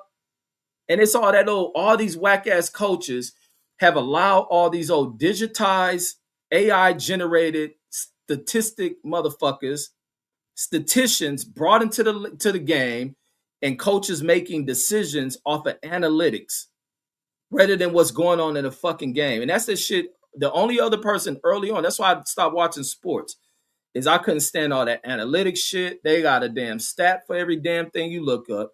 And the only person used to be on TV talking against that shit was Charles Barkley. Before they brought Shaq onto that show they run, was just him, Kenny, and that white dude. I just think that white dude was black. For years, I always thought that the white dude on there was a black dude. I used to argue people like, man, because they say, I'd be like, man, that black dude, Charles Barkley, I'm on the show with. People be like, man, what the fuck you talking about? Ain't no black dude with Charles Barkley. I say, yeah, that light-skinned dude. They're like, man, that dude white than a motherfucker. But with them, when it was just them, Charles Barkley used to always be against that shit. Even when Charles Barkley used to have all that little derogatory shit to say about San Antonio, when he used to clown San Antonio and they women and shit. Charles Barkley's the only person speaking out against analytics. And they want to bring statistics shit. Charles Barkley, man, get that shit up out of here. And then you got this dumbass coach basing his gameplay off of analytics. Like, you fucking reject ass bitch. It's the problem in these sports. But with that rant, I'm out of here, folks. Peace. Learn your history on this watch shit in the rest of California and fuck what these stupid ass hood vlogging motherfuckers talking about.